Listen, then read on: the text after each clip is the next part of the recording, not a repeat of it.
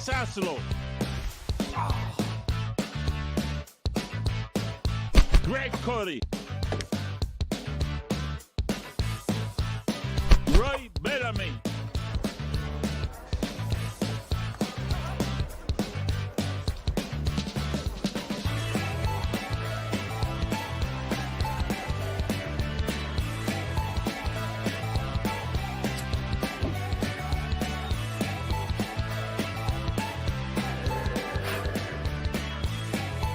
Jeremy Tache.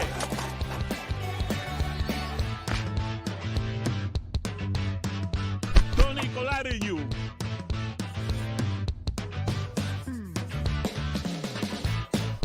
Chris Cody. Dan Le Batard. In 5, 4, 3, 2, 1. Mic's up. Cue. This is the Dan Le Batard Show. Boy, look at this skeleton crew we got here today. Greg, where's your son? His daughter, my granddaughter, woke up with a bad fever and had to stay home from school. So Whoa, boy. Minding the business. Just give her some cowbell. Some what? Boy, just started the show with an air ball. Whoa, boy. Having a fever, like I had a cold this past weekend, and I don't know. It's probably at my age. Once you get to a certain age, the cold will hit you. You know, Yeah. like the cold kind of sucks. And then you're reminded what it feels like when you have like a real fever, like 102. Like Mike, when's the last time you had a fever of 103? Do you remember what that feels like? It feels like you're gonna die. No, it did. But I had the sniffles a couple weeks ago, and again, the sniffles would have killed Jeremy. It was a bad strain. Yeah, A very tough man. yeah. I had a cold this weekend. It's like I couldn't get out of bed. Yeah, it can be debilitating. And my granddaughter is one of these kids who loves school, loves her new teacher. It's the third day of school or whatever. So it's legit. She's got a big fever. Oh, that's what we got going on right now, right? Because the traffic was a bastard this morning was on the way terrible. here. Yeah. So we have all the schools are back in session, right? Yeah, well, Broward is. I don't know about Dade. Starts tomorrow. Tomorrow. On okay. a Thursday? Yeah, that's weird. I What would is hate that that. about? A Thursday? My kid's school starts on a Tuesday. They don't go back for another couple of weeks. It starts on a Tuesday. What happened to just starting school on Monday? Seriously. It's the beginning of the week. And why can't you all start together? Hey, counties, get together. Yeah. Ridiculum. Well, that settles why Chris isn't here. Okay, so Chris, I know, was supposed to be here. He's not here. Certainly a valid excuse. Is there ever any consideration to the wife staying home? Like, is it always Chris stays home? I would imagine that she's got some reason. Sometimes she works from home, I think, a couple of days a week. Gotcha. There must have been some reason why she couldn't. I don't know. All right. Tony, he's supposed to be here today. Where is Tony? He called out months ago for this date. What does that even mean? He's been making preparations. I don't know what that means. Mysterious. What does that mean? Making Oh, preparation. well, let me think about it for a second. Today's August 12. That date doesn't ring any Yeah, bells. months ago he's like, August 12th, you won't see me. Wow. Okay, you got to give me more, man. What does that mean? Well, because we lose gravity for, 12 seconds? 7 seconds? What do you lose gravity? Zero gravity. NASA made all the preparations. What? Tens of thousands of people are going to die. Yeah. Everybody's just going to start floating up. I knew I was going to be okay because I'd be here. So I'd only float up to there, but Tony didn't want to take the chance. Is this a known thing? Yeah. Because I'm not going to say. See, I stopped myself from saying, "Is this a real thing?" 'Cause Yes. that would make me a stupid No, person. it's a very real thing. Is this a known thing? Yes, to both. Okay, It's real to several people. So what are you including saying Tony. here? There are people for months now. This is one of those deals where NASA knows about it. NASA knows. NASA knows. Have they done the things to make sure that we don't just float up into space? I don't know how you can. And I also don't know how they've timed it out to exactly like 7 seconds. But the good news is this is going to do a lot for climate change because this is going to be almost an extinction level event. Well, those crooks over at NASA, they want you to believe it's not going to happen because they control what's happening and they say that it won't actually happen, but we all know why they don't want us to really know what's going on. Okay, what time is this supposed to take Lord's place? time zone, Of course. 10:33. Okay, so while we're on the air, there are people who believe we might start floating for a few seconds. Yeah, Tony's one of them. But I FaceTimed with him. He's totally strapped down. Yeah. He just finished strapping down all the furniture. So he'll be fine. He's like, I bought a 1-story house for this moment. Was this part of the plot in Interstellar? They had a gravity issue, right? Wasn't this part? I mean, I know for the most part, Interstellar, it's the farming. Like they couldn't farm anymore. The planet is dying. But there's also a gravity issue, right? Is there? I don't remember that part. Yeah. I remember him like... There was a gravity equation. That's the whole movie. Michael Caine's trying to solve this gravity equation that the daughter, spoiler alert, spends the rest of her life trying to figure out so they can leave the planet. Really? And that's why they couldn't grow food, because of the gravity? No, one led to the other. The gravity situation leads to them trying to leave Earth. Have you ever seen Interstellar, Greg? I have not. That's a great girl dad movie. I thought Gravity was the one with Sandra Bullock. Yeah. And George Clooney. Mm-hmm. How did we leave out what was it, like 2 weeks ago, we did a list, right? Yeah. Of movies where biggest celebrities. Where big stars shockingly die early in the movie. Right. You know? How did we leave Gravity out? George Clooney dies in the very beginning. Well, Spoiler. Was it at the very, very beginning? Pretty early in the movie, he dies.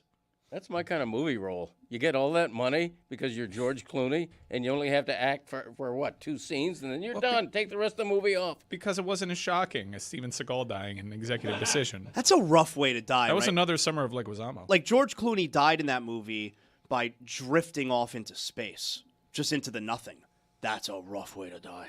His voice was still there throughout the movie, though. So That's right. That's why I didn't feel that way, because he was in her ear. So he didn't really get the rest of the movie off then, Greg. Okay. Yeah. All right. I misunderstood. It's kind of like leading her. Yeah. All right, so 10:33.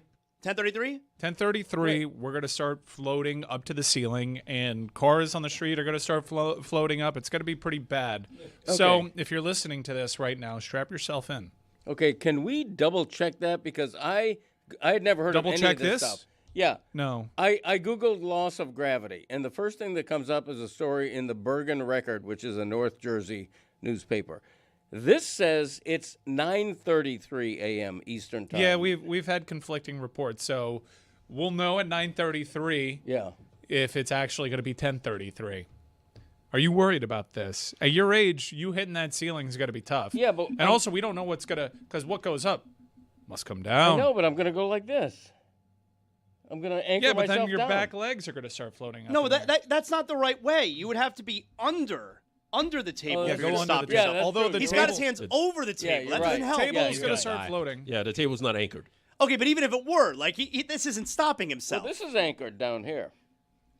All right, well, now you found your think safe I'm spot. good. So Plus the ceiling isn't that high. I think I'm all right. I could survive that drop. I think I'm going to be good. I think so too, but it's got to be pretty scary. Yeah, it but will also be. I'm a little excited about it. I've always wanted to do one of those planes that, that the anti-gravity planes, how they filmed Apollo 13. That's what I was just going to bring up. Didn't they film those scenes in Apollo 13 with real anti-gravity? That's what, like Spielberg. I think he was the first director. That was probably- Ron Howard. And Ron Howard was the first director to do that, right? Where they actually use real no gravity, where it only lasts for not very long to film the movie. And some of those scenes were long. Those guys were lost in space for a while. Can I give a revelation? Uh-oh. I've never seen Apollo 13. Never seen Apollo 13? I know what happens. Dude. I mean, whatever, right? No, but it's about the drama around it. Yeah, I never saw it. Oh, Whatever. man. Gary Sinise, what a contribution. Oh, Yep. yes. I mean, Sinise and Hanks, they should have done more stuff Yeah. together. Summer of Sinise. So, all right, we're keeping an eye out for. Is there a name for this day, this doomsday scenario? To have the Nudniks named it? You know what we're doing here with no I've gravity. never heard that term Nudniks? before. Oh, well, maybe I'm I don't even want to say it out loud. It feels risque. okay. One of the terms I see here is Project Anchor.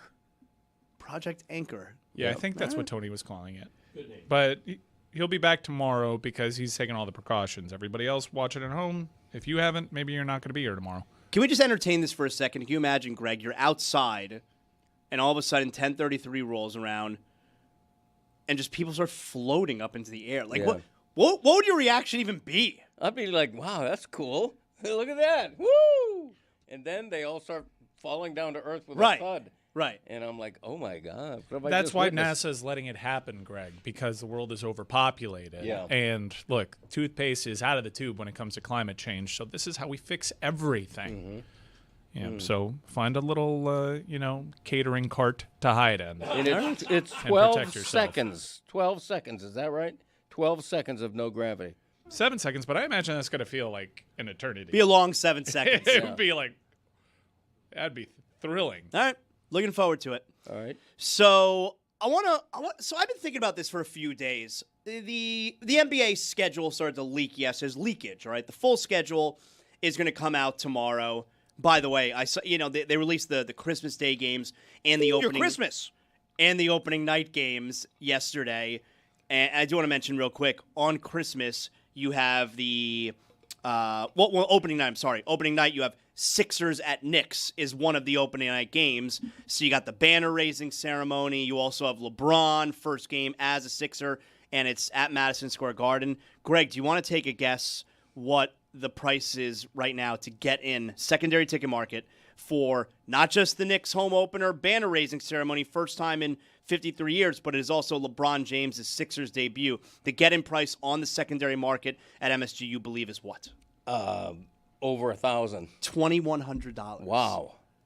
What are we doing with tickets these days? I know. What are we doing? But if you're going to splurge, if you're going to say, I'm going to treat myself to this game, why wouldn't it be the banner raising plus LeBron in a Sixers uniform? You can boo LeBron. You can cheer your team. It's just a perfect scenario. And remember, this is coming off of the last game played at MSG. Of course, it's the finals. The get-in price was like $9,100. You know, like what are we doing with tickets? Anyway, so some games were leaked out, and I've been wanting to bring this up for a couple days now in regards to the Miami Heat. The Miami Heat have 2 open roster spots right now, and they have a little bit of money to spend, okay? And there are some guys out there who How much money? I think they have like $9 million, maybe, something like that. You know, like, shoot, $9 million. You used to be able to get a great player. That's a little amount, though. I in mean, this $9 NBA. million. I guess it's not that much anymore. But there's still some guys available. Like is James Harden going to play in the NBA this year? Not that I want James Harden, but he's not signed, right? It's really weird. So there's still some players who are available. DeMar DeRozan, a name that is always attached to the Heat. The Heat he wants them, but the Heat are always only willing to give the veteran minimum to DeMar DeRozan. It's really strange. But the prevailing thought is the Heat haven't gone out and signed a guy like DeMar DeRozan because they're seemingly waiting on what's going to happen with Klay Thompson. Klay Thompson plays for the Mavericks. He makes like $15 million a year, something like that. Maybe even more. I'm not even sure. And the Heat obviously cannot afford that. They're hoping, I suppose, that he's going to get bought out, that he's not going to want to play in Dallas anymore. So the Heat are waiting, all right? They're waiting for that to maybe happen. We're holding up our next move because of Klay Thompson? Like 2026 version of Klay Thompson, 37-year-old Klay Thompson? Like that's holding up everything that they might want to do right now? Like really? Klay Thompson's the guy? I don't understand this part because Feels weird to me.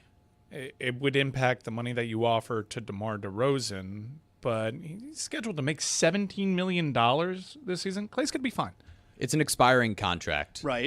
For Klay Thompson. So I don't know He gets the minimum. if it puts them in a position to maybe sign him to a multi-year deal. If you want to put on your tinfoil hat, there's another aging superstar who's still really productive, who might play well off of Bam Adebayo and Giannis Antetokounmpo, that plays point guard, that's pretty friendly and has played some games with Klay Thompson before. He's talking that about maybe Steph you're trying Curry, to position Greg. yourself for next year. Curry. Yeah. I'm No, with you, Greg. I don't know that that's I'm the with you, position that they're in. I think the reality is look, Klay Thompson, even last year, even the last 2 years in Dallas, he shot 39 and 38% from three. Like that's the when you're looking at the market right now and you're looking for a veteran player who can shoot at that type of level, that is your best option. Is he Absolutely. still a lockdown defender? Absolutely not. Like, he's not the same guy that he was in the prime of his But career. see, here's the thing. So, like, I talked about this a lot yesterday on my podcast in regards to Zaslow Show 2.0, in regards to Norman Powell and the back and forth he had with Bobby Portis, where, yeah, even if there was a 1% chance of the Heat getting LeBron James, it was worth not even making an offer to Norman Powell because they want to hold on to that money to maybe be able to sign LeBron James. Even if there's a 1% chance, it was worth losing out on Norman Powell. And that's literally what ended up happening. In this scenario here, it's worth losing out on a guy like DeMar DeRozan, who the Heat really could use. I know doesn't shoot threes, but we've seen in Giannis's career, Chris Middleton was the guy creating shots late in games. Like, the Heat need a guy who can do that. They don't have Tyler Hero anymore. They don't have Norman Powell anymore. They need a guy who can create and make difficult shots late in games. His numbers in the clutch are really, And really good. DeMar DeRozan is still a good player. So it's worth losing out on that guy because you're hoping that, and it's not that you're hoping to sign Klay Thompson, you're hoping that Dallas cuts Klay Thompson and then Klay Thompson signs with you. Yeah. He's 36 years old. You want him for a bargain, but you need perimeter shooting. And like Jeremy said, I'm looking at the numbers right here. His 38% threes last year was a career low, but not by much.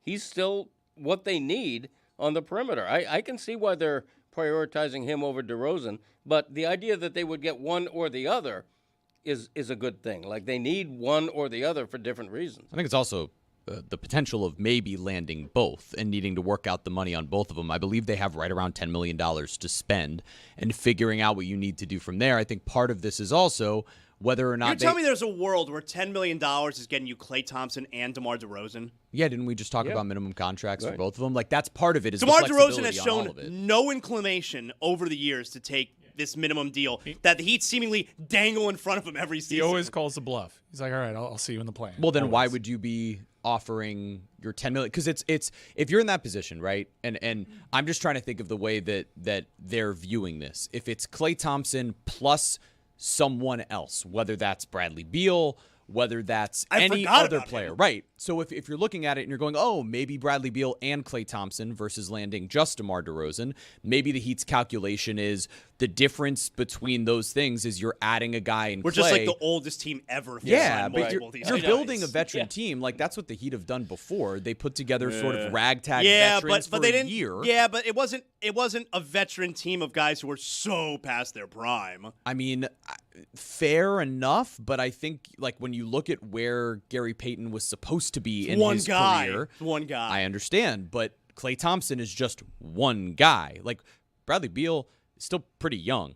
DeMar DeRozan, like, Bradley Beal broke down. Bradley Beal has not been the same player the last couple of years that he was before. But if you're looking at the combination of the two, you're looking to add shooting. Both of those are better shooters purely than DeMar DeRozan, who's right above 30, I think 32% last season as a three-point shooter. I A think great it might even be mid-range less. scorer Not a good and a three-point great shooter. Yeah. creator Yeah. himself individually.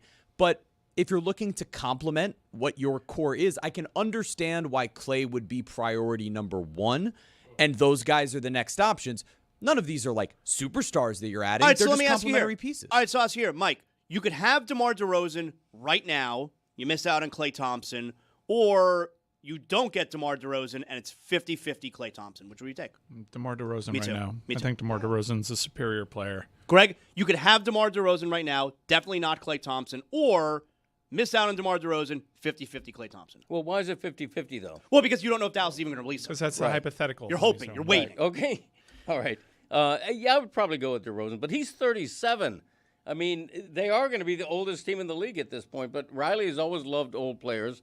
Bradley Beal's another guy they're rumored to be interested in for like 5 years and still interested in him. I think the whole lesson here is that with Giannis, you got a 2 or 3 year window realistically, right, of his prime. If you don't think you have a championship team in the next couple of years, it ain't going to happen. I would sign DeRozan and call it a day. I would sign DeRozan I agree. and count on being a team that's going to get high-quality shots and is going to be great defensively. Yes, I guess we've prioritized Klay because it allows us to be more flexible. Clay's going to get $17 million. He gets a veteran's minimum.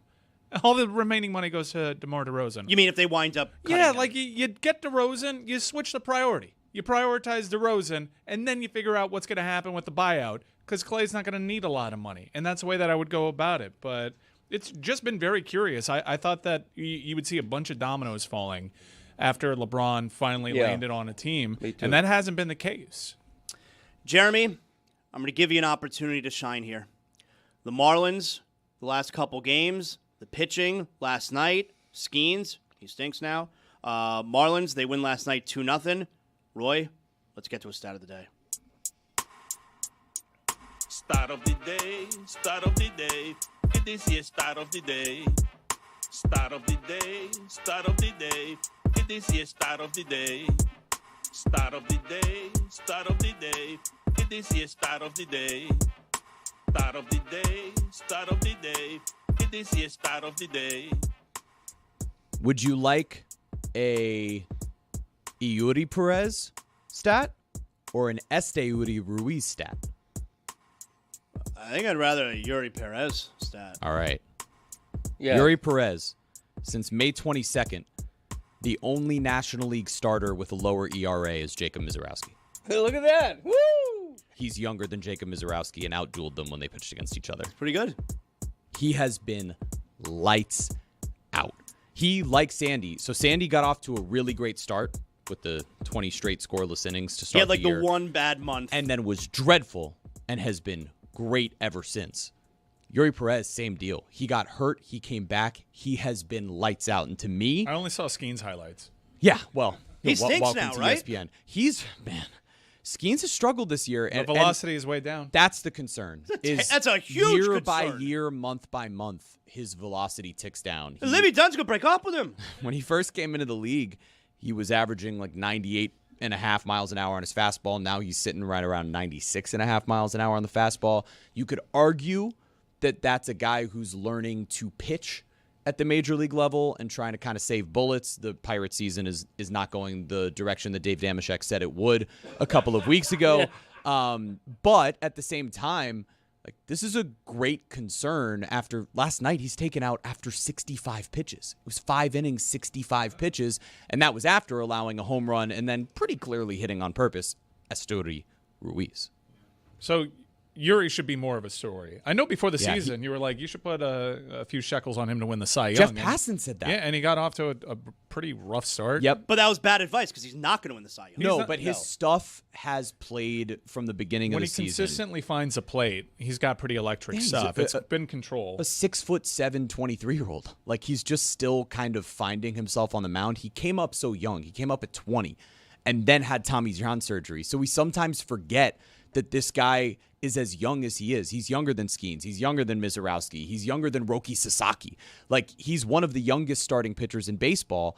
And yet, again, over his last 10, 12 starts, he's been as good as anybody. Last night, he was dominant against Pittsburgh. And to watch him and Sandy as your 1-2 punch, like, remember, Max Meyer is presently not pitching. We still don't really know if he's going to come back this season or not. But whether it comes to any team in baseball, like, I know the Dodgers just acquired Skubal and everything that he is, but I look at if the Marlins can find a way to get that last wild card spot, and right now they're sitting 2.5 back after They're 2.5 losses. back of the final 2 wild card spots. Yeah, and you have the Diamondbacks and the Phillies, as well as the Padres, all tied right there. The Marlins play all of these teams. Like, you look at the Marlins schedule over the next month and a half as they close out the season, and they have late series. There's going to be a week on the West Coast where you have all those 9:40 start times on the East Coast where they're playing against the Diamondbacks and the Padres, and those games are likely going to decide their season. But when you can go into a 3-game wild card series and your frontline starters are Sandy Alcantara and Yuri Perez, like, I feel like they can beat literally anyone. They've gone to LA and won a 3-game series already during the regular season. And to me, I look at if I can go anywhere except for Atlanta, because they can't seem to win in Atlanta ever. Literally ever. They just cannot do it no matter how well they're many playing. games But back if they are can they? play anybody but Atlanta, How many games back? 2.5 back. 2.5 back of 2 wild card spots. Yeah, they're two of the, like, there's 3 teams right now tied for those final 2 spots. The Cubs are going to run away with the top of the wild card. But remember, there are 3 wild cards right now. And when you can throw those particular guys against just about anybody, they're going to be able to compete. And Sandy is in the midst of another 20-plus inning scoreless streak. The last 3 guys to do that are Sandy, Nathan Eovaldi in a year where he started with like a 1.1 ERA, and Sandy, the year that he won the Cy Young. Those are the last 3. It's been him twice, and his changeup is really the big thing. Greg, do you remember who the Marlins traded for Nathan Eovaldi? I do not. Hanley Ramirez. Oh, wow. Yeah. Yeah. Like, they got Eovaldi, like, at the very beginning of his career before he was, like, amazing. Yeah, he's had a strange career, too, because he's had Tommy John multiple times. He was a World Series hero. Like, he was the centerpiece of the Hanley Ramirez trade. Yeah. And he wasn't able to put it together. When you watch all the guys who have ping-ponged back and forth through Hanley Ramirez and where that all started and who's ended up back on the team, I think that might be part of the path that ultimately led to Luis Arias. Like, there's a starting point, I believe, of Trevor Hoffman that leads to Luis Arias. It's a very strange. I'll go find it in a minute. We did yesterday Mount Rushmore of Marlins. And the fact that none of us mentioned Hanley Ramirez for it, which we shouldn't have, like, he doesn't belong on it. But the crazy part is there was a part there with Hanley Ramirez on the Marlins where it was so obvious he was going to be one of the greatest Marlins ever. Absolutely. He had a couple of Rushmore incredible seasons with the Marlins. Yep. If the category is who had the 2 or 3 best seasons in a row offensively, Hanley comes into the discussion. And then was it the year they moved into the new ballpark where he just kind of fell off, and he wasn't Hanley anymore? Yeah, that was the grab everybody in the world, put him on the team, and then trade him as soon as you get your publicly financed stadium. Yeah, that was fun. All right, so good stuff, Jeremy. Marlins 2.5 back of 2 wild card spots. Greg, the Miami Dolphins have a preseason game this Friday. How about that? They are playing the Washington Commanders. Are you going? I am not. You're not going. It's in Washington. They are actually scrimmaging against the Commanders today, I believe. Ooh. Probably as we speak. So the game is Friday at Northwest Stadium. Have you ever been there? I've been to that Northwest Stadium. What a dump. I have not. Stadium. I don't believe I have. I saw Army Navy there a couple of years ago. Yeah. It's a terrible stadium. It's in Landover, right? Yeah. Brutal. But anyway, Dolphins are there on Friday night, and I think this goes to what I've been thinking as well. We're 2 days away from a preseason Dolphins game, but just in general, Dolphins training camp's been going on for a couple weeks now, of course. I feel like the lack of buzz surrounding this year is nothing I've experienced in my lifetime. Been a Dolphin fan my entire life, of course, and I don't remember going into a season. I don't want to say lower expectations this year, although we could probably make that argument as well. But going into a season where there's less buzz, and it's especially interesting when we consider they went out there and signed a shiny new quarterback. Yeah. Like, you would think that there would be significant buzz then around the team, and I'm not feeling it. I think there's a little bit of what I would call underlying buzz. It's the first time since 2006, I think, that they've started the season with a new head coach, a new GM, and a new starting quarterback. So there's a sense of starting over, of rebuilding. Ooh, can I guess it? 2006. Are we talking Saban, Gus Frerotte? But who would be the GM? Or was that Pennington? Was that Chad Pennington's 1 year? Ireland was the Parcells guy. Didn't they just give Saban complete front No, office? but there had to have been a general manager, though. Sure. I think Saban was the coach GM. Anyway. At any rate, I think what you're talking about is 4.5 wins over under, second lowest Super Bowl odds behind Arizona. Rick Spielman. Spielman, there you go. But That's he wasn't new, so that couldn't have been the year that Greg's referencing. Then. Randy Mueller? It could be. Mueller? We're talking about 2006? Yeah. Yeah, it was the second season under general manager Randy Mueller. Okay, well, I'm talking, maybe I'm off by 1 year. There was a year around 6 or 7 when they had a new head coach, a new GM, and a new starting quarterback and this is the first time since. The problem is they have no... Cam Cameron, Trent Green, Dennis Hickey? Well, this was the year they got Dante Culpepper and almost signed Drew Brees and didn't do that. But that wouldn't have been new because that was Saban's second year, right? Yeah, I think so. Interesting. Should we go to 2005? I think we should get more bogged down in it. Yeah, I think we should too. They have no star power. Here's an example. Devon Achane, top 10 fantasy draft pick in most estimations. Their next highest fantasy guy is Malik Willis at number 150, which if you're into fantasy football, that's like, wow. He's not even drafted. So for fantasy rankings, Devon Achane, obviously a top pick. Yeah. But the next guy is the quarterback at 150-ish? Yeah, they have no wide receiver who's like that. Their starting tight end is not a guy anybody's interested So then essentially the Dolphins have one startable fantasy football player. One. Because you wouldn't be starting Malik Willis. No. Wow. No, definitely. If you're starting Malik Willis, you must be in a 30-team fantasy league. Wow, that's rough. Yeah. But like I don't feel like I don't hear from fans, and I don't think I'm detached. I don't hear from fans about going to training camp and the excitement around the building and watching training camp. And it's a new coach, a new quarterback. You would think that there would be some of that, and I don't feel any of it. I think fans are torn. I think Dolphin fans don't know what to think this year. They acknowledge it's a rebuilding year and that, quote unquote, we're probably going to suck. We're going to be lousy. But yet, are they cheering for the team or are they cheering for a terrible season and a number 1 overall draft pick and the quarterback who's the future, which Malik Willis may or may not be? That's the thing about Malik Willis. They spent for him like they spent for nobody else in the offseason. And to a lot of people, he was the prize quarterback this offseason, and they got him. We don't know whether he's good or not. You know, he started like 6 NFL games. He ended his college career at Liberty. People have been trying to decide. Why do you say it like that?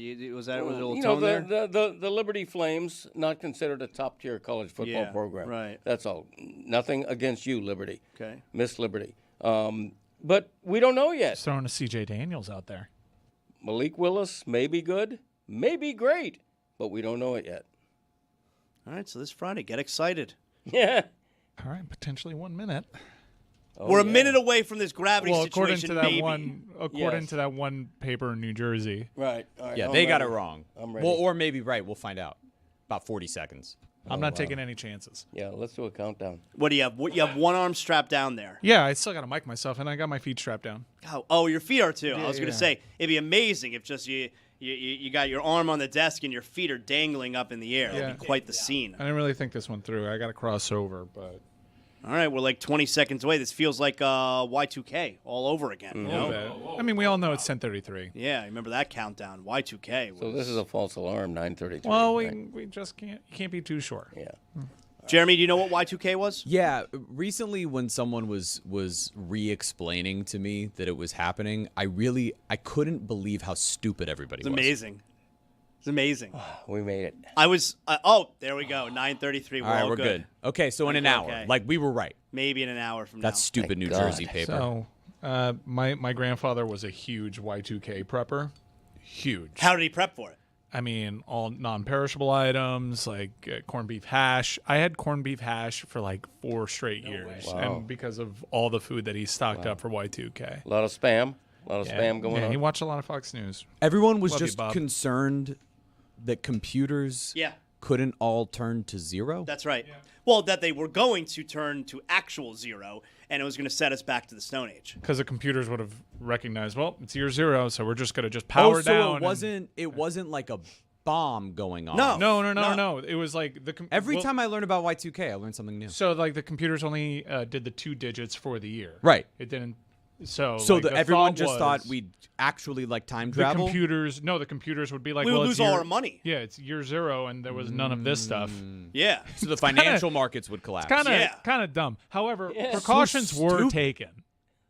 Precautions were taken by Did the you government. believe in this? How Did old I were believe you in at it? this time? Dude, I believed in so many things because of my grandfather. I was a bit of a weird kid. I mean, this wasn't like a I thought the rapture was going to happen every night.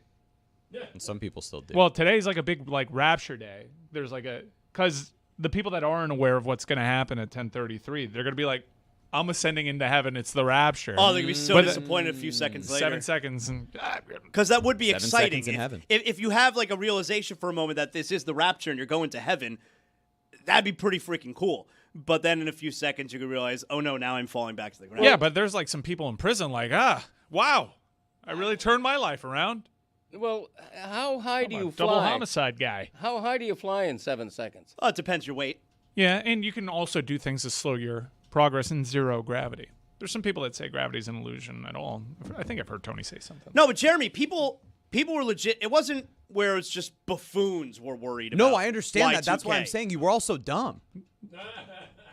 Again, they took precautions to make sure that the computers knew that it wasn't year zero, but It wasn't like you're only turning on, the wackadoo shows. No, I get it. And That's that why it I'm was saying all everyone was news stupid. channels. Everyone was covering Yeah. this. It was a real scare. There was a good amount of fear around the millennium because one of the things that actually, as someone that thought the rapture was going to happen every day, one of the things that I was keeping an eye on was struck midnight in Australia, but as you know, USA is number one. Right. So when they got to the Lord's time zone, Right. that's when all the Armageddon Y2K stuff would happen. Oh, that's a great point. Did you guys just assume, were you still scared once it got to midnight? I started feeling better were you at still London. concerned? Once it got over Israel, I'm like, all right, we're cooking now. Of course.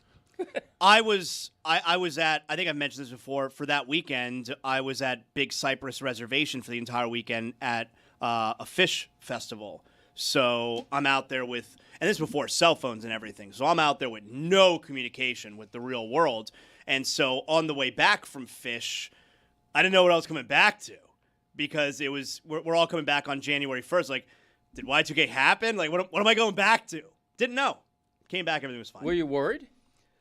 I mean, I don't think I was ever really worried, but like I said, it wasn't something that only the dope conspiracy theorists were into. It was something that everybody knew about and was on everybody's mind. Right. So It was on headlining evening news So I was a bunch. curious. But I remember a lot of people making fun of it, though. I mean, course. it was a conversation piece, but for everybody who believed it, I think there were two people going, oh, come on, what are you guys talking about? Yeah, probably. I mean, there's people in this country, thousands of people in this country to this day, who have underground bunkers and who are storing all of these weapons and all of this food looking for the Armageddon Day. I think we underestimate how many tens or perhaps hundreds of thousands of crazy people live in this country. Absolute lunatics. You think we're underselling that? Yes. All right.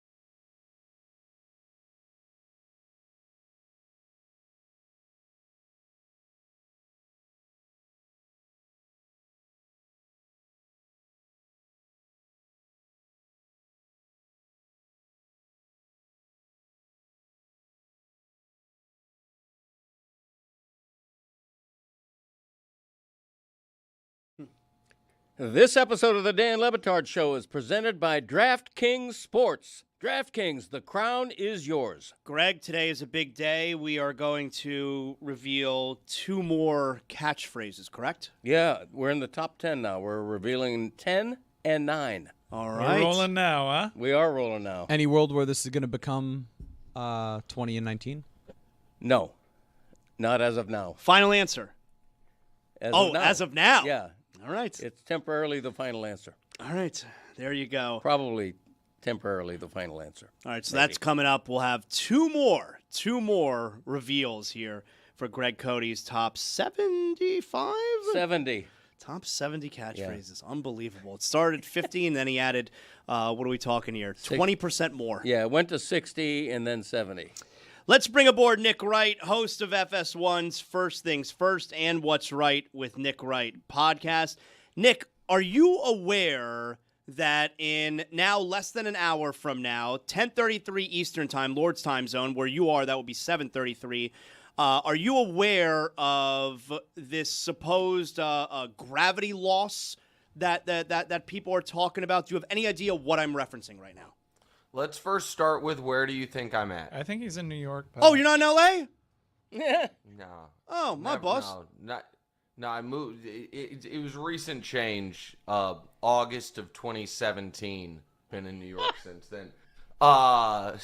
Show used to. Hold on a show second. used to- I'm not done. Hold on a second.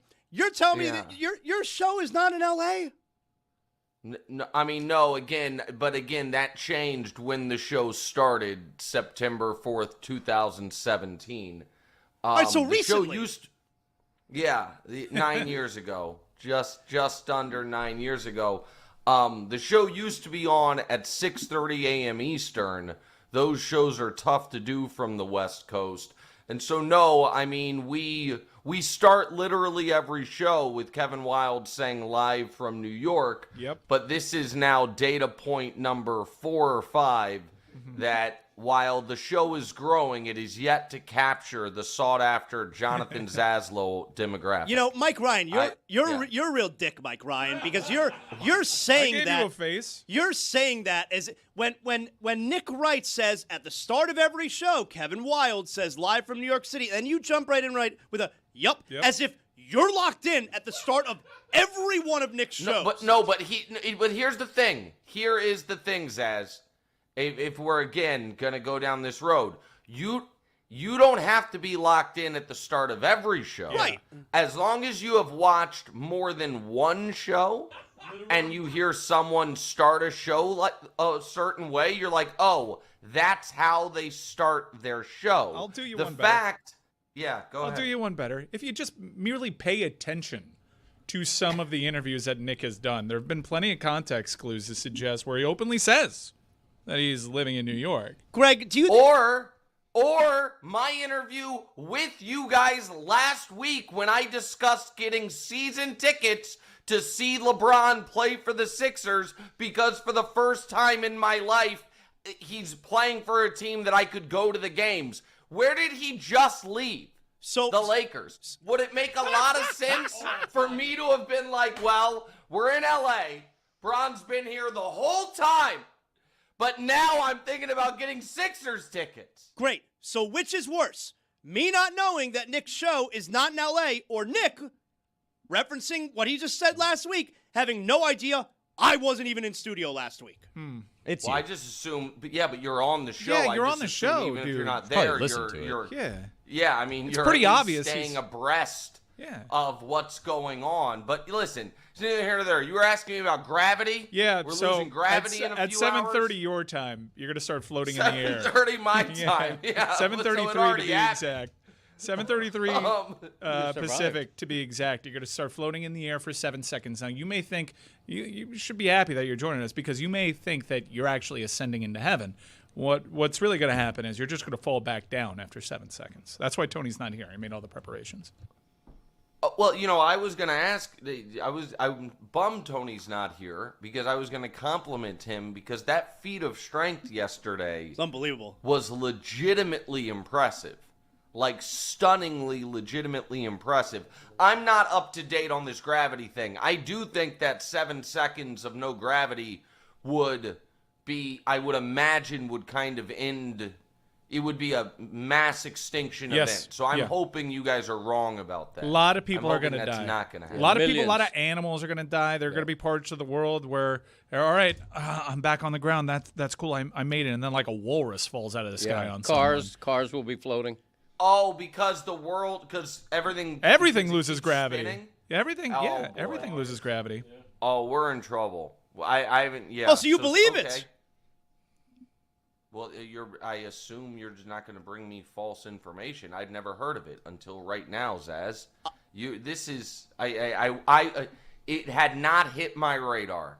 I had other things, but now I'm at least moderately concerned about it. That's for sure. Can I ask Greg Cody a question? Sure. Anything, Nick. Because I do apologize. I have missed some of the previous 60 catchphrases. I'm not going to ask you to go through all 60. Well, I will later today.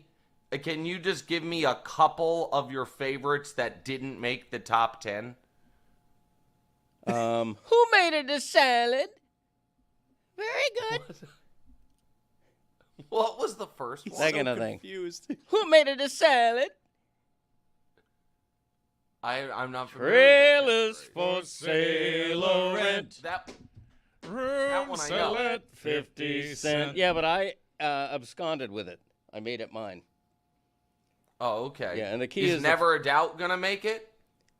That's not one of mine. Oh. No. Oh, they're only yours? Yeah. It's only your catchphrases? Right. That's right. Yeah. It's very self-involved, Nick. Yeah, there's patent pending on all of them. Oh, okay. You have 70 of them? Yeah. And What a legend. every week he rehashes. He counts backwards from 70 to the 2 that he's revealing. Right. Oh man, I feel like Nick really Wow. wants to hear him.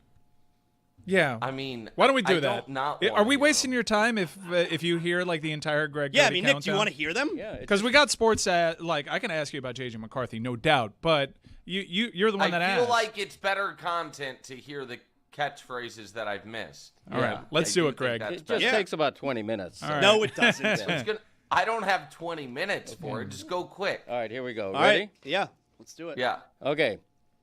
Number 70, I'm fuller than Vern Fuller. 69, where's my click, click? 68, hey, Butterfinger. 67, punt. 66, Scranton. 65, I'm busy in a one-arm paper hanger. 64, Georgia. 63, I'm the kind of guy that 62, ball on the jack. 61, hey, we're the monkeys, baby. 60, thank you. Pause! Yes, I'm going to pause after 10. sure. I'm busier than a one-arm paper hanger you created? Yeah, That's amazing. thank you. I like that a lot. I've heard it before, but I assumed it was Shakespeare or something. That's No, great. that was Greg All Cody. right. Shakespeare All right, stole let's it keep from going. Greg. Okay. They went to college together. They were roommates. That's right. He was a good guy, Bill. All right, number 60. Thank you, Billy's. 59. I love him like a pet. 58. Who made it a salad? 57. We're rolling now, huh? 56. Your brain beating me. 55. Let's go States. 54. Driver comfort is paramount. 53. Dummy up. Save up. 52. Catch as catch can. 51. Doesn't make it right.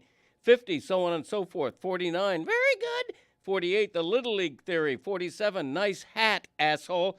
46, the others, they all learn from me. 45, don't go showering to try to please me. 44, look at that jerk. 43, it's like a packing house in here. There should be hams hanging from hooks. 42, what'd you learn? 41, hee-haw 3, but Time! What's the Little League theory? Oh, you'll love this. I'm so glad you asked. Yeah, you'll love this. It's the most maligned of all the catchphrases, but a personal favorite of mine. When I was 9 or 10 years old playing in Little League, in a baggy uniform for Adler's Drugs, red and white colors, there would be a situation where I didn't feel like playing that day. And I was begging my mom and dad not to take me to that game. I didn't want to play. That's the game I had 3 hits, made a great play in the field. If I really was amped for the game and wanted to play, 3 strikeouts and an error. It just seemed to be the Little League theory. Sometimes in life, if you want stuff so much that you're so excited about it, you're let down. And the opposite is true. If you dread it, if you don't want to do it, you excel. That is legitimately profound. Thank you. Great advice. Thank you very much. This has been all right. I can't imagine. The fact that there are 44 Thank you, Bill. better than the Little League theory is stunning. Let's keep rolling. Okay. Where'd we leave off? Hee think haw you're tree, 40. but they up. Okay, 40. I'm not going to take a quiz. 39. Sassafras. 38. Would we break a window? 37. Hello. 36. Who won? 35. Trailers for sale or rent. 34. You got to eat a peck of dirt before you die. 33. 3 words. We are the Lobos. 32. You're going to go to Buffalo with Bernie Pomeroy. 31. Rappy Cack. 30. Another crisis solved. 29. Nice chatting with you. 28. He ain't heavy. He's my blank. Hey, 27. Hey, that's what I'm talking about. Bullshit. Yeah, that's Zaslow's favorite. 26. Who let a pet? 25. Good on ya. 24. Dancing swords. 23. QK. Quick crap. 22. Bay. 21. Blanking it. 20. That's a Time fact. out. Yeah.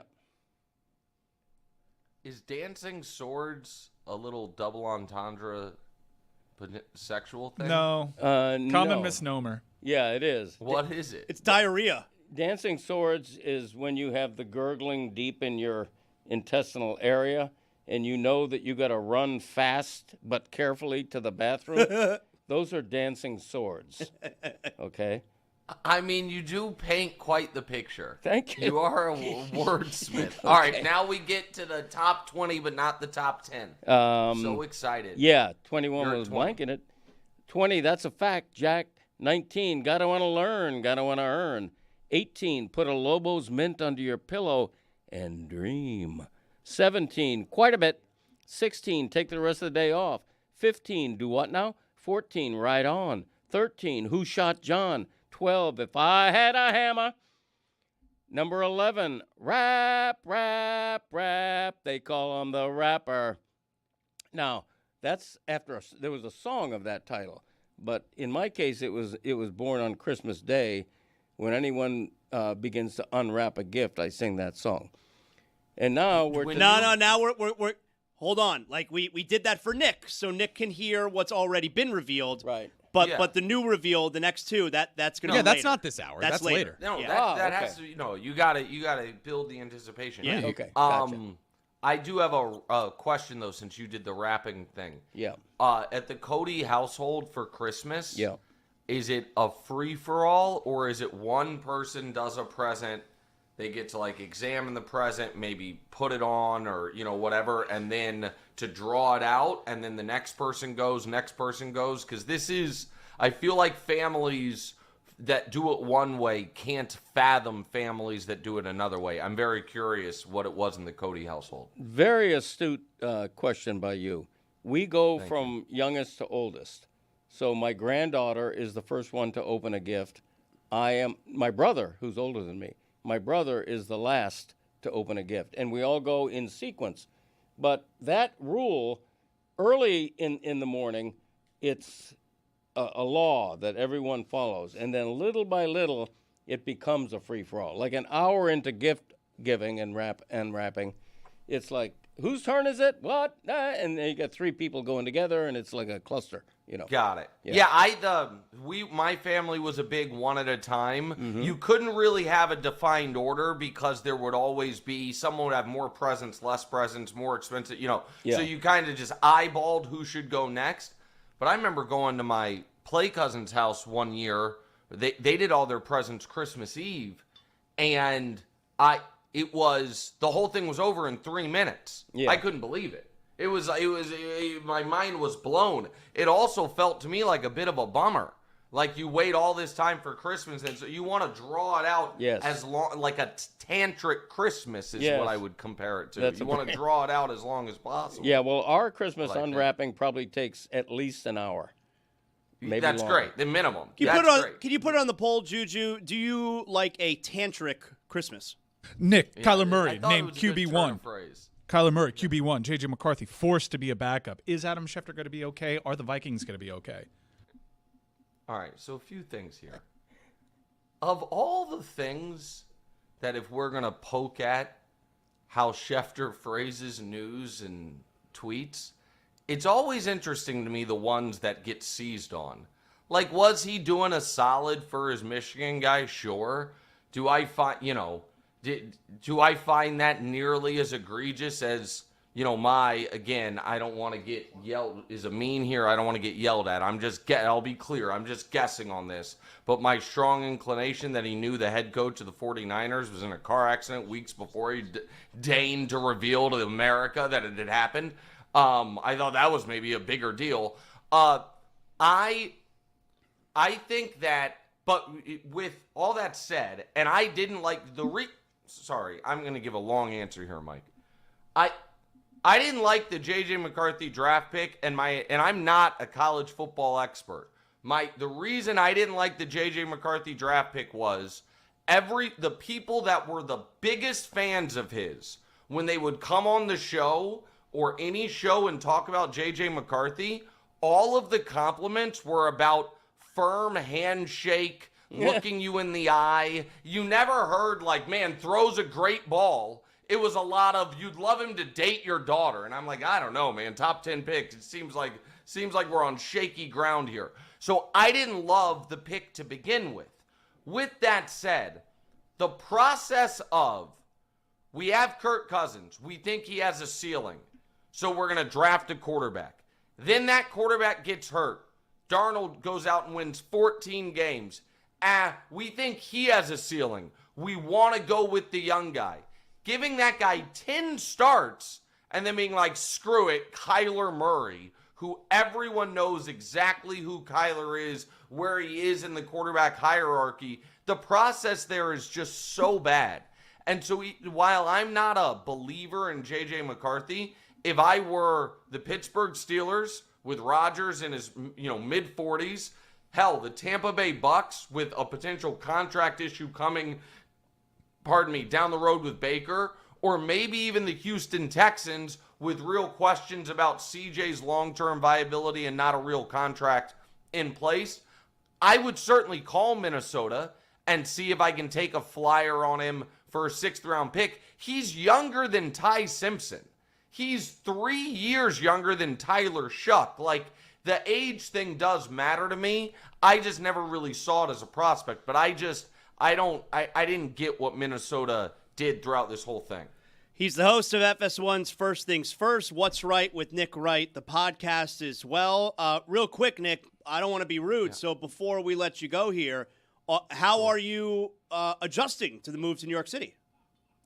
It's only been 9 years. Everything new. It's that's very nice of you. I like it.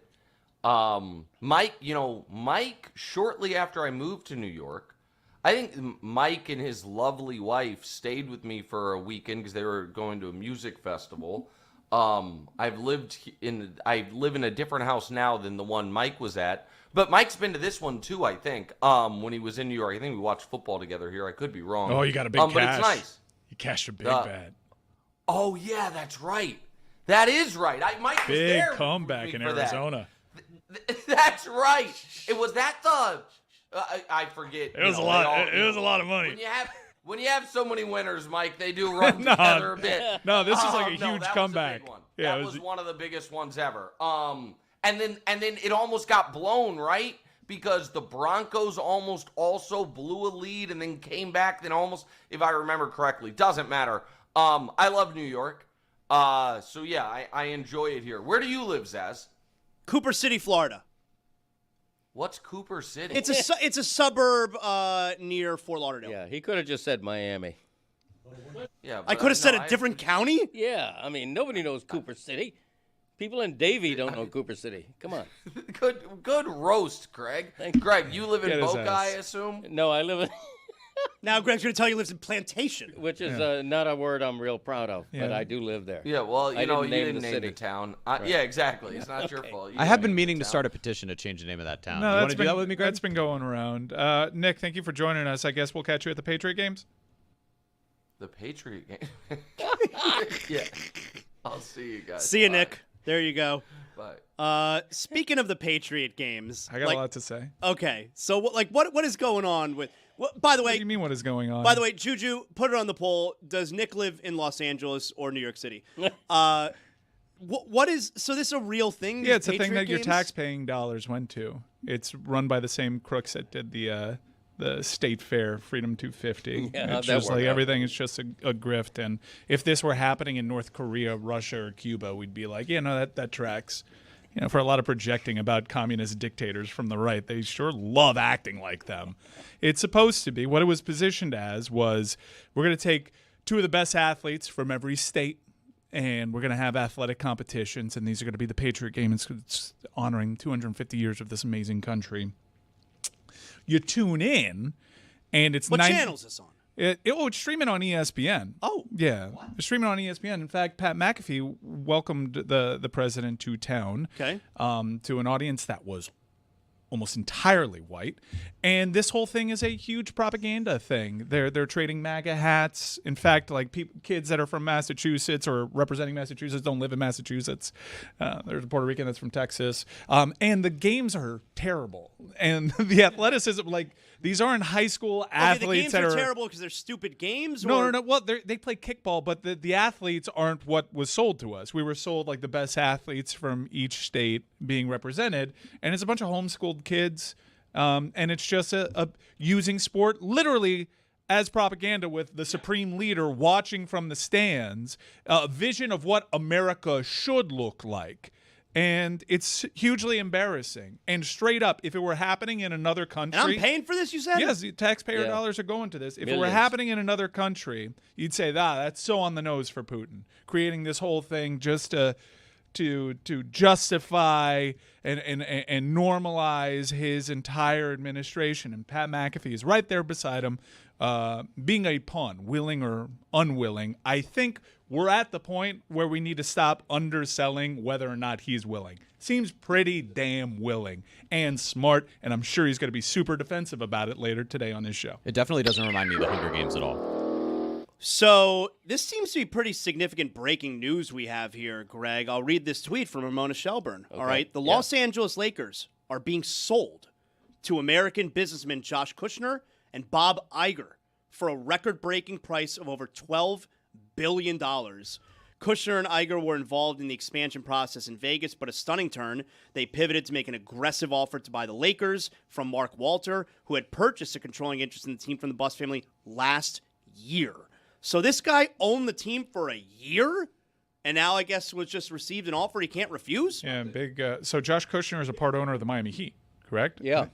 So- Jared's brother. Yeah, and he was spearheading the private equity attempt to FIFA. Yeah. buy the World Cup. All right, so he's obviously not going to sell his minority stake in the Heat, but wow, is. that's a really big deal. Yeah, and also Bob Iger, liberal. Yeah. So yeah, that's a huge deal, and that's the Buss family cashing in on one of the great bets in sports history, one of the great investments. Well, when you say the Buss family cashing in, that's because they still had a minority They still interest. had. Yeah. Well, and that's after yesterday, the parent company of the Yankees, Yankee Global Enterprises, announced a $2.6 billion financing agreement with Apollo Sports Capital. So more private equity going into sports as well. That does seem like the move. If you're Kushner and Bob Iger here, would you rather have an expansion team or the Lakers? I think I'd rather have the Lakers. Yeah, sure. Right? I mean, you're buying such a brand. Is that a record amount for Yeah. any franchise? You mean in any sport What here did in the this country? Commanders go for? Yeah, I don't know. I mean, it's obviously record-breaking price in the NBA, Right. but does record-breaking price mean all of North American sports? I don't know. Isn't Jeff Bezos buying Liverpool? He's rumored to be involved in a group. He would have a stake in it. Yeah, buying a current team is so much better, because then whoever gets the expansion Vegas or Seattle team, you then get a major part of that, that entry fee. Like you'd much rather buy a current team, especially when that current team is the Lakers. The previous largest sale of a professional sports franchise in the world was for $10 billion. It was the Lakers last year. Wow, so this really is a record-breaking price in sports, not just North American sports or in the NBA. Something's going right for the Kushners. That's good. Right. They needed a win. Yeah, they needed a big dub. Yeah, there you Little go. egg on their face last week. Well, and in the Patriot games, if they're not around for that, they missed Pat McAfee's backward hat that reminded me so much of Zaslow. I know he's stealing your lane there. Yeah, another plain ass shirt from you. You're going with Sergeant Slaughter's But see, like undershirt that. No, today. but see, like that's a good color. Yeah, That that's a makes normal sense. color That's to have a human plain color shirt. to Good wear. in this Much color. better. That's what I didn't know that you served. Thank you for your service, but yeah, at least it's a more reasonable plain shirt. The plain red was wild. Well, and I kind of look a little bit like McAfee here, where he's got a solid shirt also and the backwards hat. Me and McAfee, we have similar looks. Look at all those world-class athletes. Saw a bunch of people really confused why he didn't turn around the cap for the president, which, like, what do I care with this guy? But, like, would you turn around your cap for anybody? Like if I was gonna meet someone, Yeah, if you were going to big, meet, someone Like- that mattered. Yeah, like the Queen of England. Had like she would not I died. would I turn around the hat or take off the hat? Would I turn it around or take it off? Because backwards hat, as Colin Coward of course told us, is like not a good look. It's very unprofessional. Even though I'm on TV every day. With All right, like a last backwards three hat. presidents, Trump, Biden, and Obama. Would you turn around the hat if you were meeting them? I know that I'm going to meet them. See, I wouldn't turn. I think my look is. You know what? I think the only president I would turn it around for is Pat Riley. I think that's fair. It's the one you respect the most, admire. I am what I am, you know? And if I was going to meet a sitting president or one of the previous two, like that you mentioned right there, you know, this is me. Take it or leave it. But if I'm going to see Pat Riley, that's a different story. So I wouldn't turn around the hat for Pat Riley. I would dress for the occasion. So if Rutherford I would B. wear it. Hayes was still with us, you wouldn't turn around that hat? Rutherford B. Hayes? Big president or not a big president? Yeah, I'm going not a big James president. K. Polk. If I got to say his name so that I could try and, you know, remember who he is, that's not a big president. John Quincy Adams. That's a big president. Not many Rutherfords anymore, huh? What about Taft. He's not even the first John Adams. Taft, famously big president. Yeah, Bill Taft. Ulysses S. 380 Grant. pounds. Oh, yes. Oh, that's a big president. Ulysses. Grover Cleveland. Grover Cleveland. Not making any Grovers What anymore. about old Woody Wilson? Woodrow Wilson? Uh-huh. See, I know his full name. That means big president. Not a fan. No. No. Okay, interesting. Is there something I should be aware of there that I'm not? It's a whole, black thing. A lot of That initials. seems like something I should be aware of. Yes. All right. Just throw a Franklin blanket black Pierce. thing on me. Feel like I should be aware of that. What One was more time, can you repeat that sentence? Franklin Pierce? What did he do? I don't know, man. He had long hair. I'm clicking on the Wikipedia. What is going on? What is the latest with this Infantino? All right, Gianni Infantino is catching it from all angles now. Is this going to lead to him like stepping down as FIFA A president? Northern Stepping Democrat down. who believed the abolitionist movement was a fundamental threat to national unity. All right, we don't like Franklin Pierce. The whole black thing. Yeah, Frank Pierce.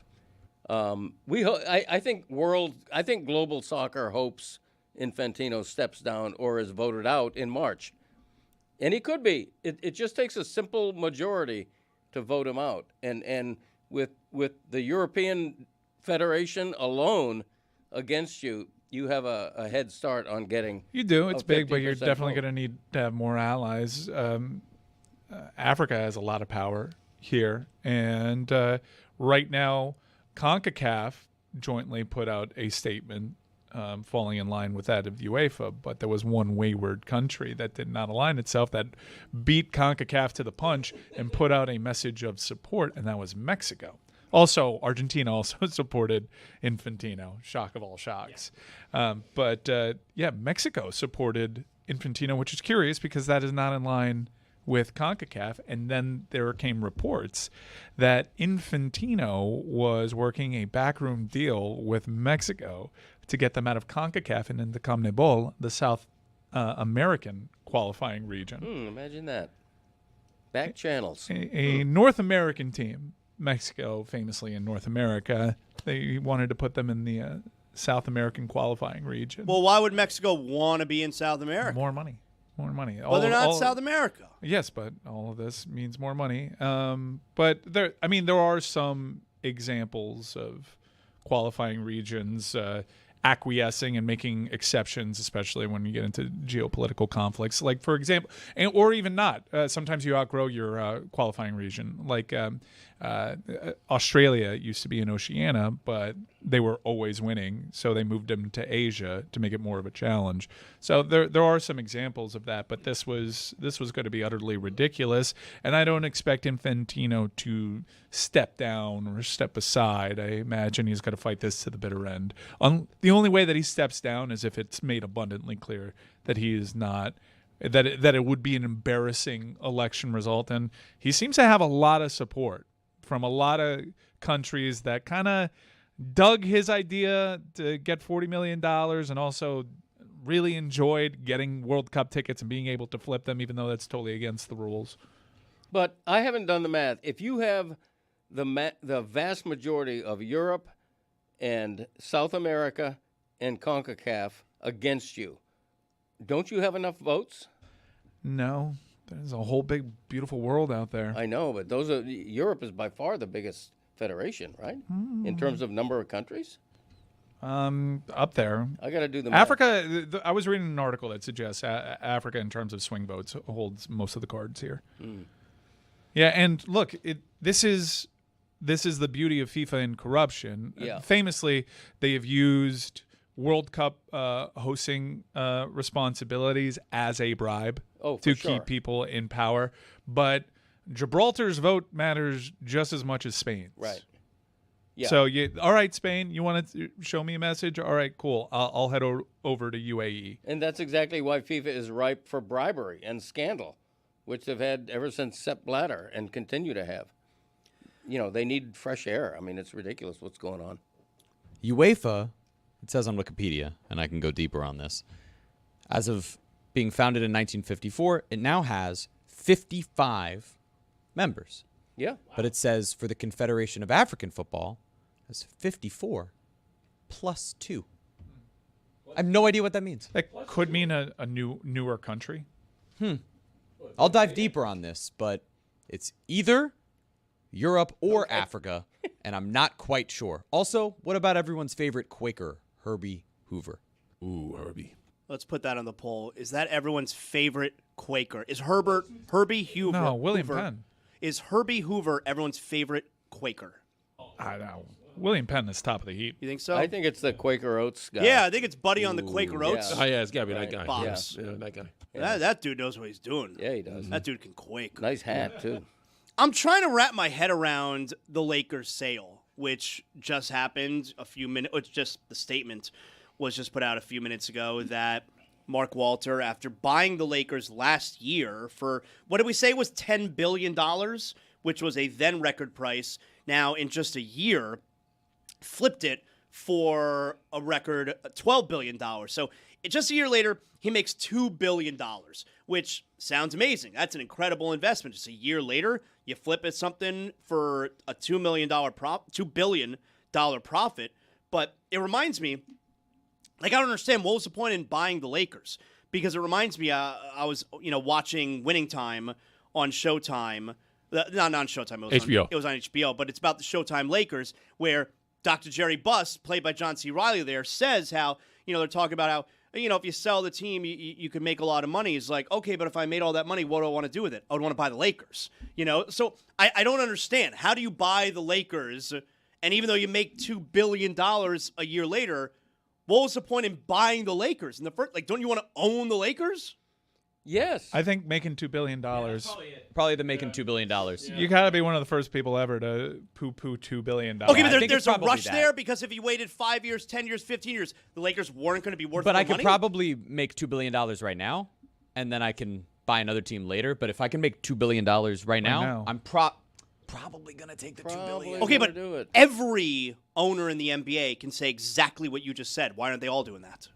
They can A lot of them seem to be. Like Mickey Arison right now can sell the Heat and make a lot more than $2 billion profit compared to what he bought them for. Family business. What about that? It's a family business. Like the Lakers are no longer that. Once they sold, this was someone who clearly was in it to make money and then got offered $2 billion for a year of work. You take the $2 billion and you run. And then if you want to reinvest in sports later on, you can do that in another way. Yeah, but maybe this you're right. clearly isn't someone who was like that invested in the Lakers brand and the Laker name. That was the Buss family. And once that ended, This was So we're going not to be do- so this that's was not- going to be a money-making venture. Period. The Yankees, the Steinbrenner family is still in control of the Yankees, but the Yankees ownership group just sold to private capital for $2.6 billion. So that's because not that's what all buying sports are now, teams man. is anymore. It's not. Look at the Celtics. I'm now like this makes me. This is how you.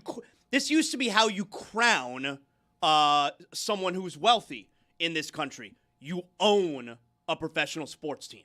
That used to be the crown. That meant you were a big-time player. You own a professional sports team, and now it's just about, hey, it's an investment. Right. It's not only is it an investment, it's one guaranteed to escalate in value. There's very little more than sports franchises that are guaranteed to be worth more in 2 years than they were last year. Proof positive.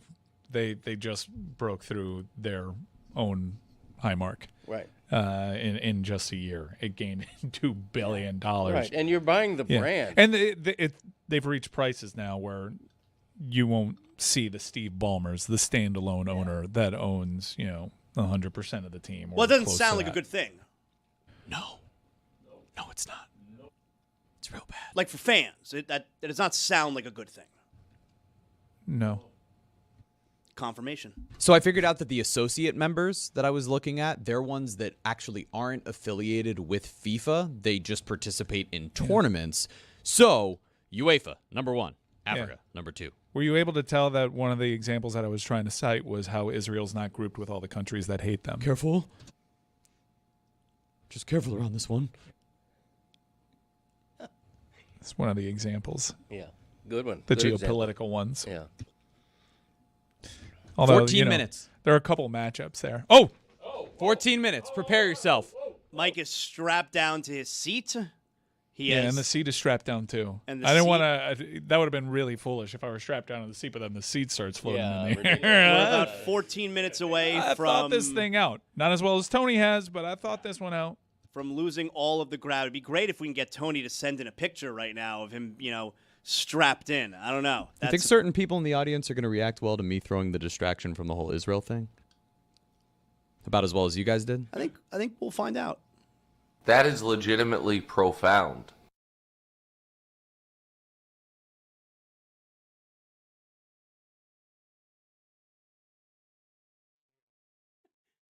The last cowboy standing.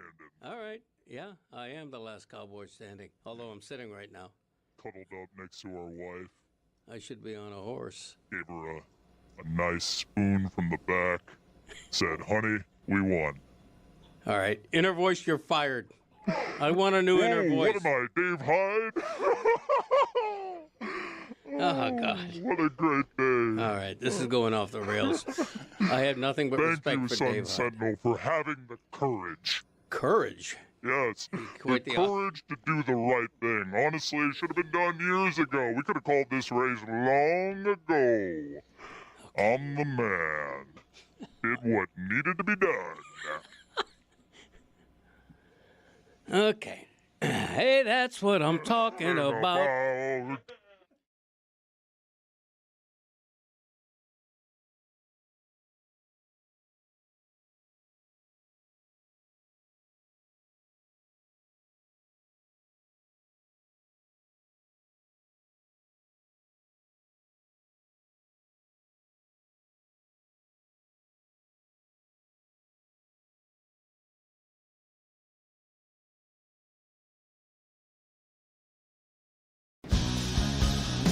Zaz, what was your reaction to seeing Dave Hyde say that he had been laid off by the Sun Sentinel? I guess not surprised, but didn't like it. I think Dave Hyde's fantastic. He'd been really good to me over the years, and yeah, I guess it's disappointing, but not surprising, right?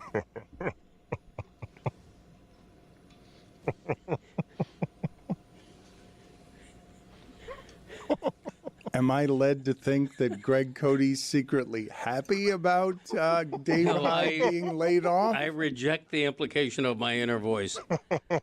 And I was surprised, if we're being honest. Would not have been surprised had he just said, I'm retiring. Very surprised that the Sun Sentinel had the audacity to lay him off. That to me was surprising. Is it true, Greg? There's a rumor going around. I don't know all the context, but there's a rumor going around that when someone arrived here this morning, they saw you in this room by yourself on the phone, and you said, "We won." I cannot confirm that. No, I cannot confirm that at all. I've got, I have nothing to do with that. So, we had plenty to do with it. What's going on here? The last cowboy standing. All right. Yeah, I am the last cowboy standing, although I'm sitting right now. Cuddled up next to our wife. I should be on a horse. Gave her a nice spoon from the back. Said, honey, we won. All right. Inner voice, you're fired. I want a new inner voice. What am I, Dave Hyde? Oh, God. What a great day. All right. This is going off the rails. I have nothing but respect for Thank you, Dave. Sun Sentinel, for having the courage. Courage? Yes, Quite the the courage to do the right thing. Honestly, it should have been done years ago. We could have called this race long ago. I'm the man. Did what needed to be done. Okay. Hey, that's what I'm talking about. Let's do gas bag of the week. Roy, what is it that needs context here on who's speaking and who is the gas bag of the week? All right, so Steve Yzerman stepped down as general manager and executive vice president of the Detroit Red Wings. Having problems up there. Dylan Larkin was to be traded. So a sports fan called into a Detroit radio station and gave his theory about why he's been so bad as general manager. Tim is next on 97.1. Hello, Tim. There was a clip a few years back on TNT where they were interviewing Yzerman in between periods, and he basically said, without saying, he smokes a nice one, every once in a while to relax. Do you think maybe he was on Devil's Lettuce a little too much? He was a little too passive, perhaps. What? What, think that they're high? Do you think that was a factor? No. What? Do we think that Steve Yzerman struggled because he's a pothead? Is that what you just asked us? No. No, I don't. And did he admit that? No, I feel like if he admitted that, are you on the Devil's Lettuce? Are you the pothead? What? All right. Well, there's that. No! Gas bag of the week. Does that deserve applause? I love radio remotes. Birds chirping in the background. The soft sounds of you adjusting your headphones. Are you on the Devil's Lettuce? The fact that that's probably a car dealership. Oh, that's hot. I like that. I'm an audiophile. Down at Potemkin Mazda. So is Roy. Roy is, I don't know what that look is on Roy's face, but Sonically pleasing. Looked a bit like old girlfriend longing. She was a real Hellcat. Yeah. Real tomcat. I love that. Oh, hey, Gary Abar. I'm getting a little, my return is a little too loud, Gary Abar. Oh man, where's Tree? Oh yeah, what's the ISDN settings? G.722. I get this joke too. We got a backup coupler. Hell yeah, G.722. It's a good call by you. Gary Abar, Jeremy, was the most competent of all of the engineering and audio help that we had. But that particular sound that Roy just played that made him both nostalgic and longing in a way that is weird. There's a little nature in there. But what you really hear there that is making Roy laugh, and it's what Zaz is appreciating here as well. Rare is it that you get the sound of what it sounds like on the very lowest rung of the show business ladder. And this is below that. So you got the lowest rung of the show business ladder, and then you've got where you plant the ladder underneath that. And then underneath that, then the car people coming by, and you're surrounded by used car salesmen, and Ed Williamson is up your ass. Just 500 due at signing. Tax tagging time. We got a bounce house here for the kids. The cookies are warm and the coffee is hotter. My father would show up at those when we weren't doing the remotes just to have like the pigs in a blanket that have been there since Wednesday on a tray where, Julio, the sad car dealer guy who's finishing 9th place just out of the bonus that week is sniffing around as you're talking about Lusaka Polite. Got Defo in the corner asking trivia questions at JM Lexus about the 1970s Knicks. I love it. That's where we started right there. Gary Abar's the height of the professionalism. I don't know why they did that. Look, people in Gary Abar's position in my history in this business, every last one of them has been insane. Gary Abar's the only sane one. He's a beacon. He was the only guy. That guy was a lighthouse. That guy, whenever that sound was happening, Gary, the birds are too loud. I wasn't expecting those at the car dealership. Also, there's an alligator in lot 3 because we're in the Everglades. Ed Morse, of course.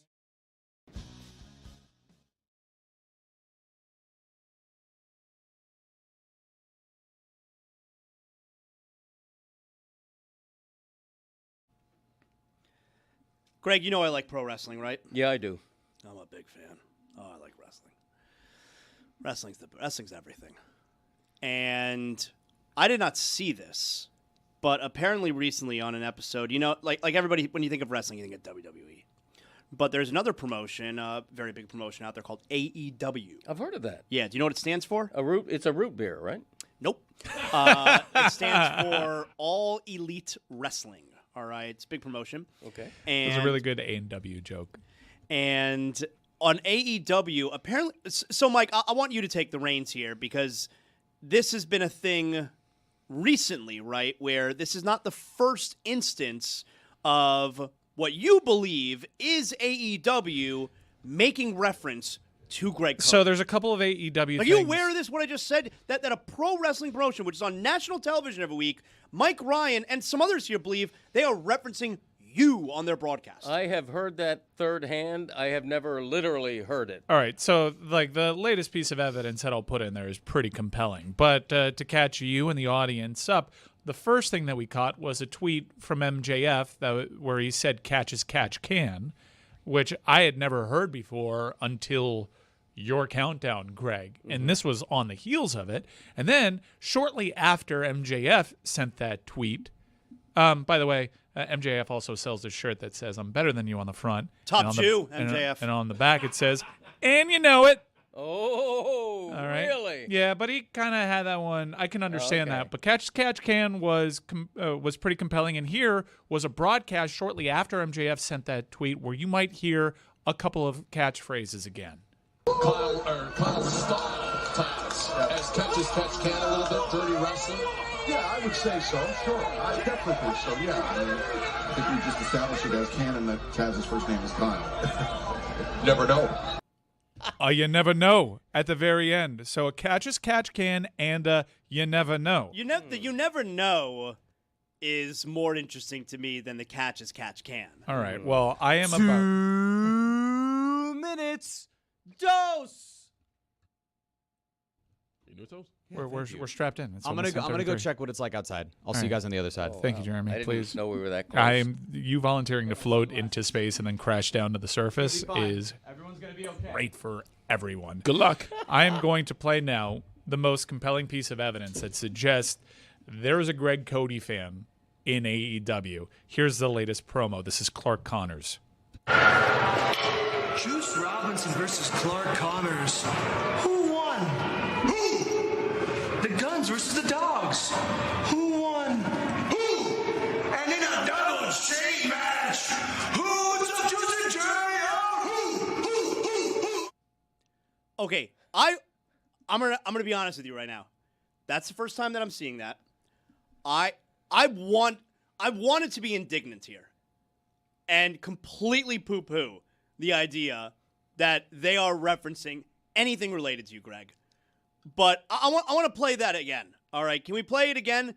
Because it really feels like he is absolutely referencing your catchphrase. Juice Robinson versus Clark Connors. Who won? Who? The Guns versus the Dogs. Who won? Who? And in a doubles chain match, who took Juice and Jerry out? Who? There is no reason for him to be saying who won with that cadence. There's no reason. Catch as catch can. You never know. Who won? You know, if it was any one of the three alone, I might not think that, but to hear all three, it's pretty compelling. You had a evidence. pretty big smile on your face when you heard the inflection of who won. Yeah. The case is mounting here. There is at Hold least on, it is 10. Hold that thought. It is 10:33 right now. Mike, are you doing all right? Are you? I'm strapped in. You're good. I'm waiting. But maybe it's an indoors thing. Can we check in with Jeremy? Is Oh, there he is. Look at him. He's floating away. Oh, is that Jeremy?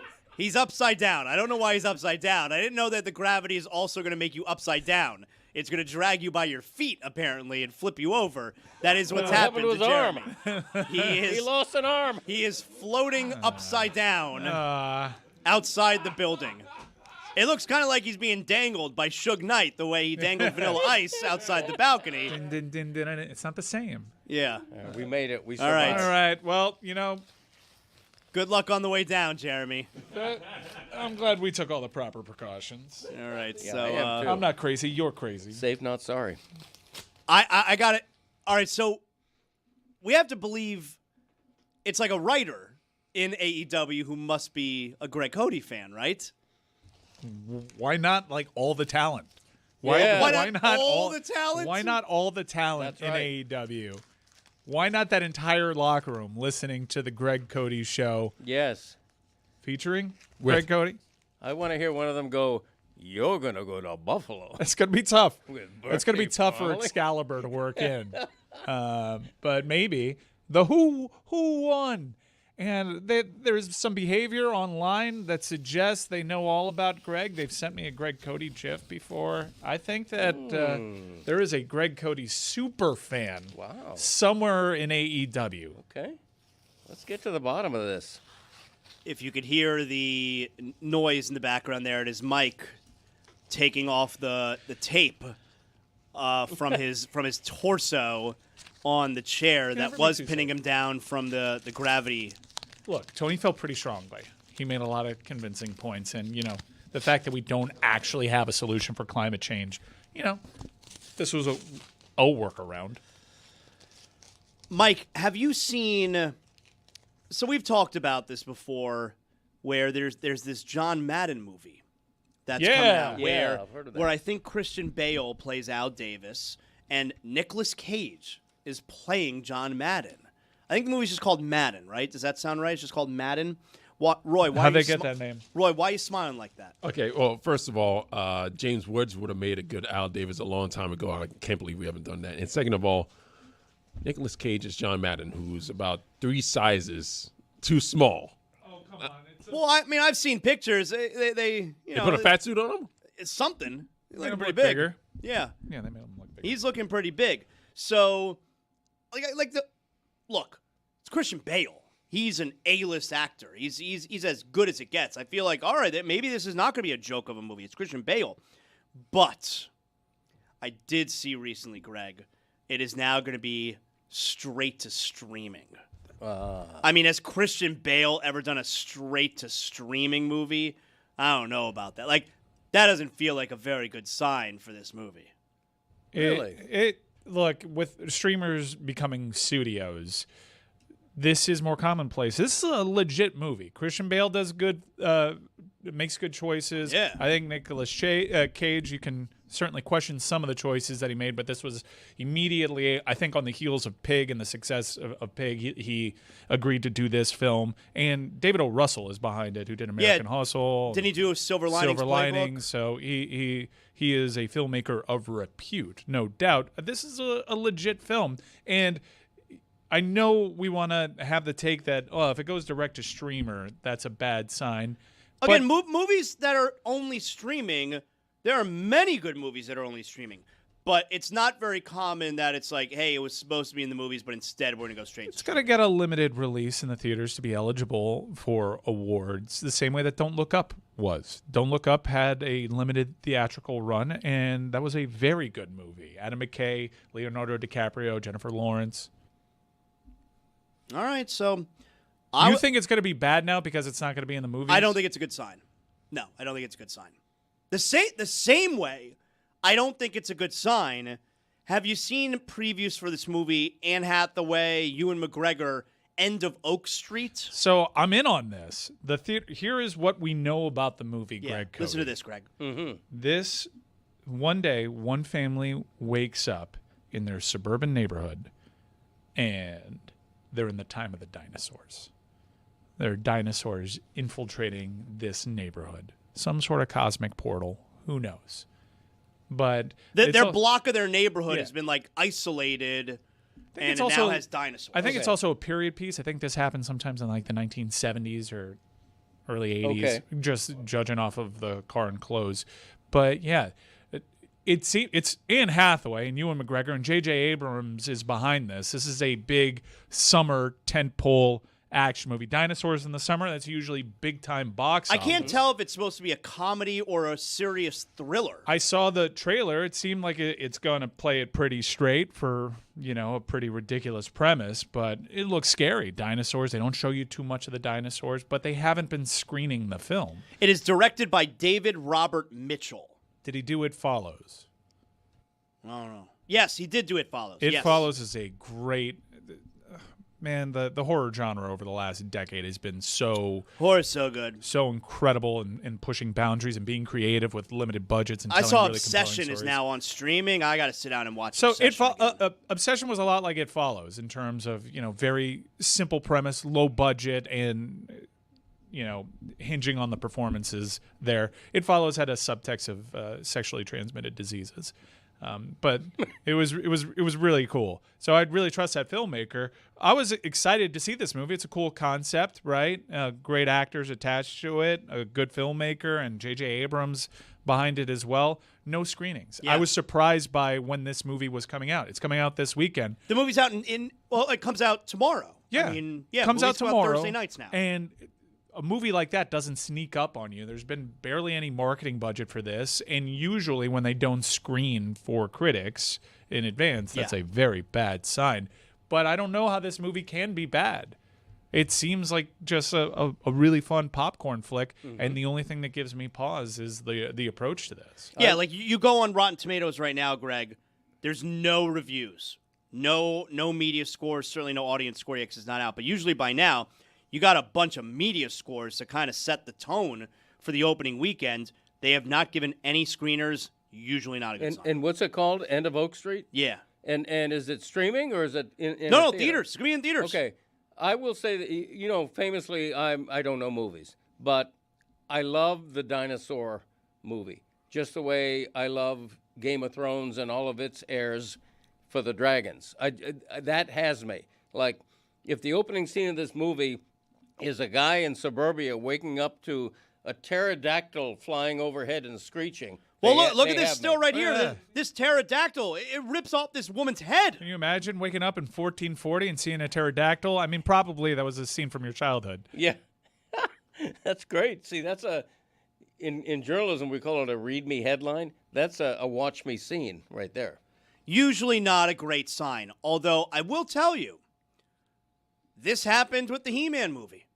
They didn't do very many screeners at all before it came out. And it bombed. Which, okay, but the reviews were great. Yeah. Why do you think they did that? Was it just because Jared Leto? Yeah, maybe. Because he's kind of poisonous. Yeah, and even more stuff has come out since. Yeah, right. But that movie's great.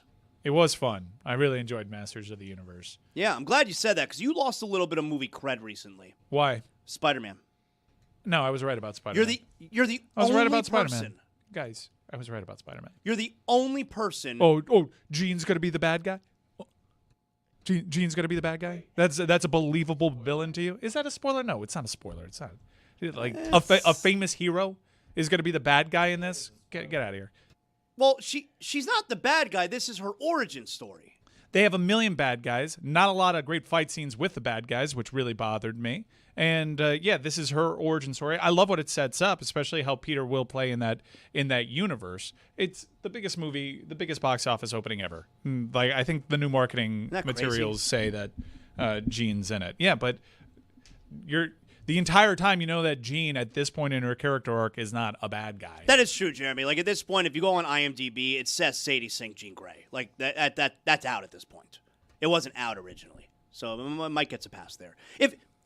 You're not allowed to not see Spider-Man after it's out for a couple weeks and be upset that Jean Grey was spoiled for you. It's clearly not important enough to you if you haven't seen it yet for Jean Grey to be spoiled for you. I think that really took a lot of the suspense out of it. Now, I don't think my hero is going to die in the films, although Marvel has done that because of the whole multiverse thing. But look, this is the last film before the big Avengers Doomsday.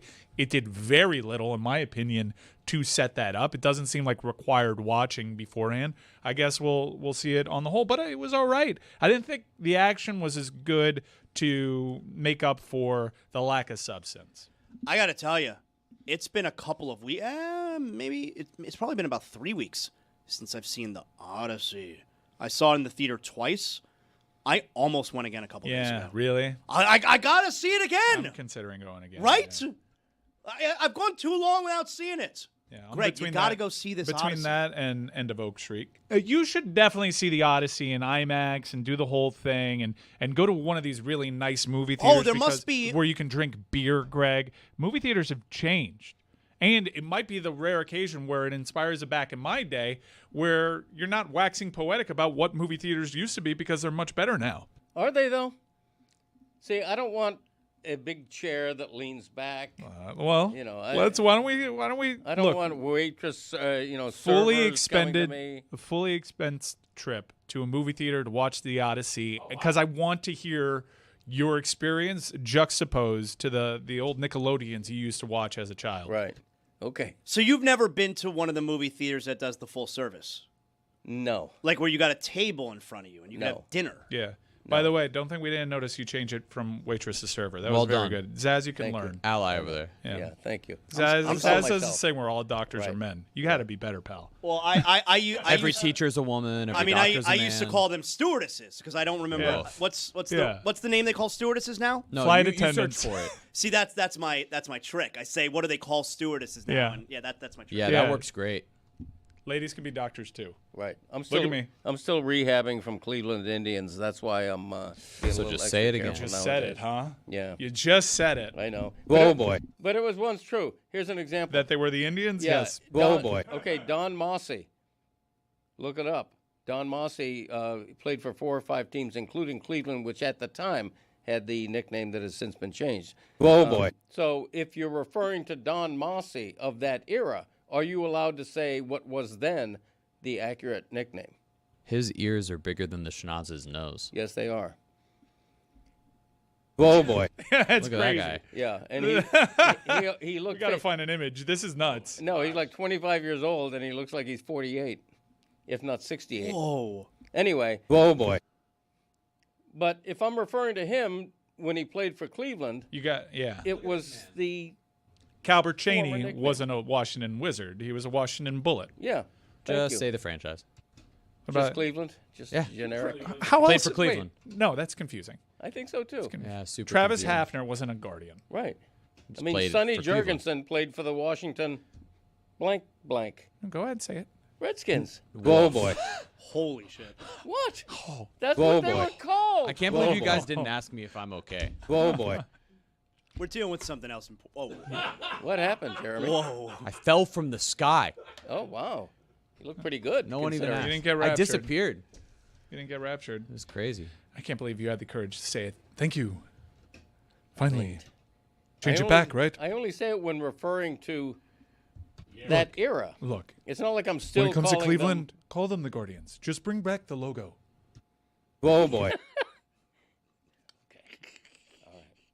Gigantic, why I beautiful, say toothy, surfers. red-faced Guardian. That's why I say servers now instead of waitresses. Or waiters. Should have known better.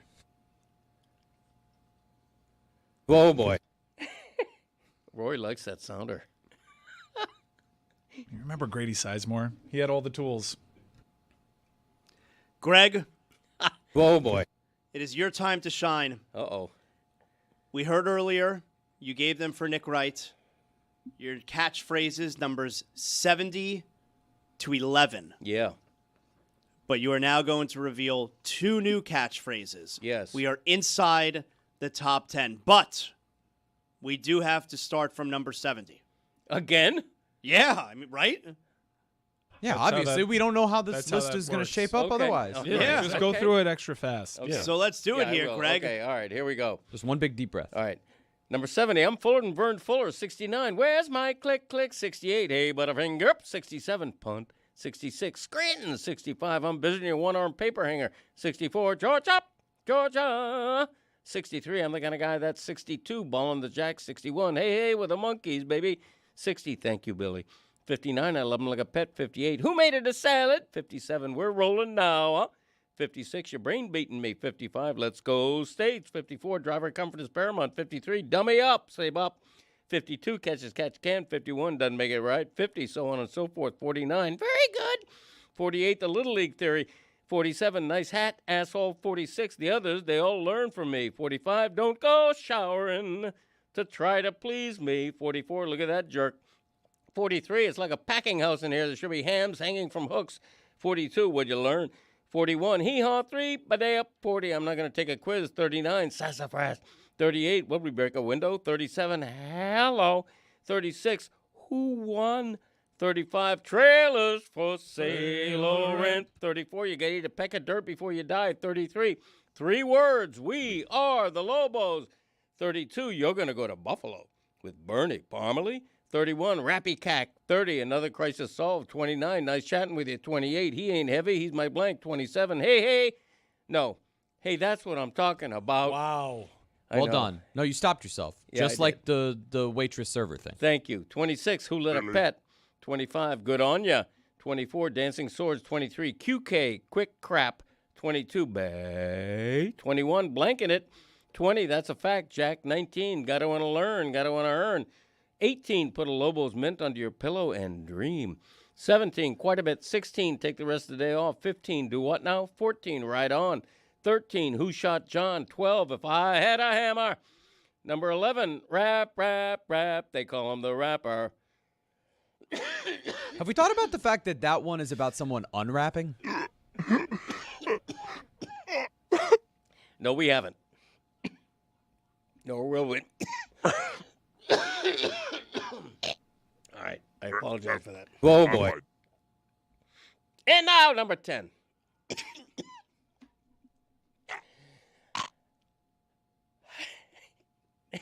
Number 10, do it till you're satisfied. And number 9. Is that BT Express? Yes, it is. That's right. I love that song. And number 9. Do it. Do it till you're satisfied. Whatever it is. Do it. Do it till you're satisfied. Number 9, Me Maximum. Wow. Me Maximum. Huge. TV. Wow. Or what have you. Oh, man. That is good stuff. Those are two. He's exhausted. Those He's are putting two, a full day's work. Those are 2 gold standard Greg Cody catchphrases. Thank so you. properly rated. Thank you. properly ranked. I appreciate it. Wait till you hear 8 and 7. Oh, my God. Wow. So you were always inspired by BT Express's "Do It Till You're Satisfied." I was with that phrase, yeah. Yeah. I've kept it alive.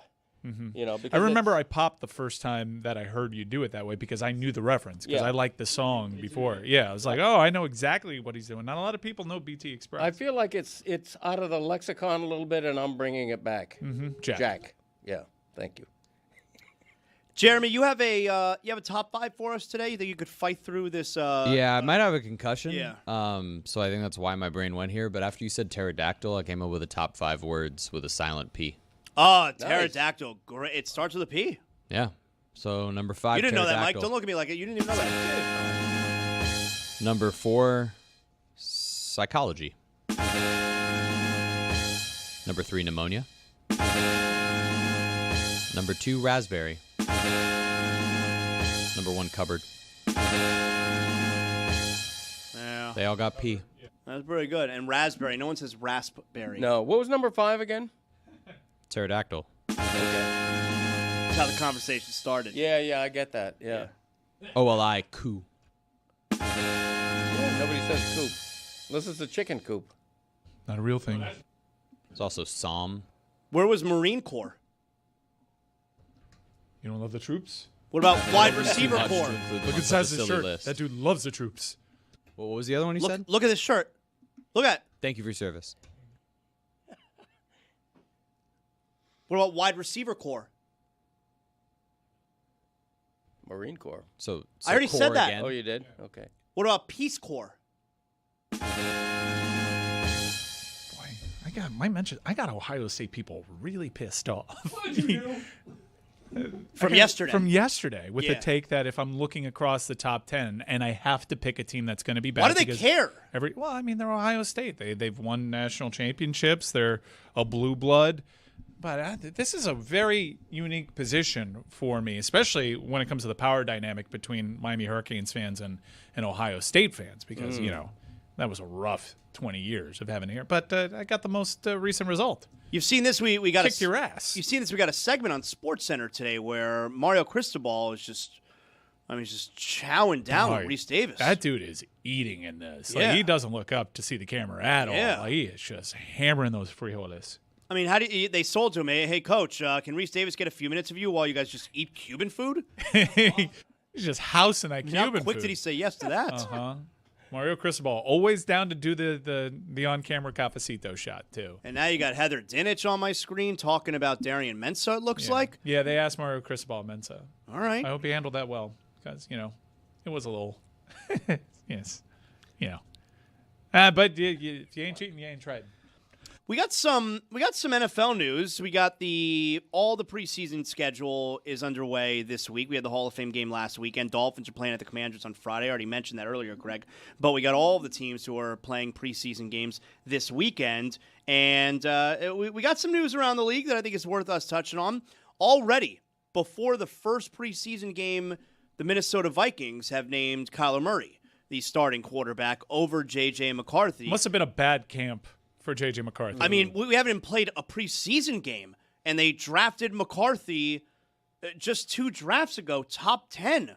And before even one preseason game, it's not like they brought in some all-pro quarterback. It's Kyler Murray, who the Cardinals couldn't wait to get rid of, and they've already named him the starting quarterback. That feels like a major strike against J.J. McCarthy. Is J.J. McCarthy certifiably 100% healthy?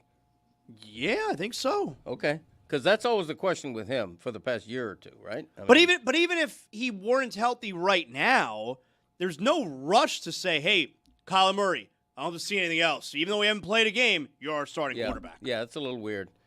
But he needs the reps as the new guy in the new system. You could see where they would want to give him more reps than they give J.J. McCarthy. I mean, they've hardly seen McCarthy. He played a little bit he didn't play it all year one, right? Right, he missed all of year one, didn't he? And that's why Sam Darnold played. Yeah, it was a red shirt. Yeah. Right. And then he played a little bit last year. He missed his entire rookie season due to injury and started just 10 games last year. Yeah. With Minnesota winning 6 of them. Adam Schefter helpfully pointing that out. But now he is forced to be a backup. And that's it. That's to forced Kyler to Murray. be a backup because he lost a competition. That was a curious way. But you know what? If I were a Miami insider and one of my Miami guys lost out on a job, I'd frame it the exact same way. I'd probably do a better job on Sharon Moore, though.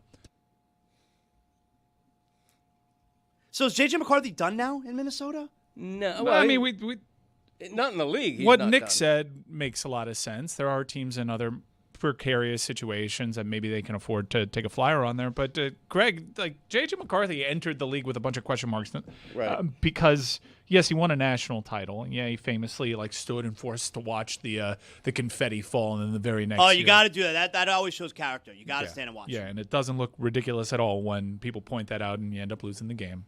However, there were a lot of Miami guys that were watching that confetti. So You got to. We'll see. You got to. You got it. You have to let the hurt linger. That can only come back to make you look good. It would never come back and make you look bad. Correct. But if you then win the championship, everyone references how you stood there and you ate that celebration by the Yes. other team. It could only look good for you. Right, and they had an impressive run to that national title, beating Saban's Alabama. J.J. McCarthy made a big throw in that game, but it was a better catch, right? Most of what Michigan did was run heavy, and it felt like from watching these games, and Dan has mentioned this a lot, but it was true, to the spectator that doesn't grasp the complexity of their offense, it looked like they were kind of hiding J.J. McCarthy masking some of those limitations.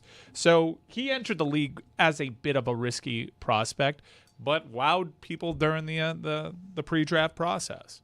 Where was he selected in the draft? Do you remember? I think he was 10. 10. 10? Yeah, I think it Okay. was a top 10 pick. Yeah. It's sort of like a Zach Wilson situation. Wasn't Zach taken like 5th or 6th? No, I think he was higher than that. Higher even. But I thought he was third. Yeah, I was going to say I thought it was like 2 or 3. Right. But going into the draft, Zach Wilson was supposed to be a can't-miss guy. Second. While McCarthy, I think people were a little bit surprised that McCarthy was going top 10. Right. But there's just quarterbacks like that. Tua is one now in Atlanta. You know, when you're drafted that high, the pressure is on, and if you fail, man, you fail in front of everybody, and then you don't get, particularly when it's compounded by an injury like McCarthy, and you don't get much chance. You know, you get that one chance to shine right away, and if you don't, all of a sudden people are going, does he have a future in this league? Is he a career backup now? What's up with him? You know, so I sort of feel bad for McCarthy in a way. Mm-hmm. You know, but he will find himself on the story arc that Kyler Murray is presently in the teeth of. As a former high pick, he was number 1 overall, 29 years old right now. Franchise that drafted him number 1 decided to move on from him. He's going to what many would say is the best spot for a quarterback trying to recapture the hopes and expectations of the pre-draft process. We literally saw it with a quarterback that is his same age in Sam Darnold, went to Minnesota, turned everything around. Year later, wins a Super Bowl with Seattle, was a big part of that, played well.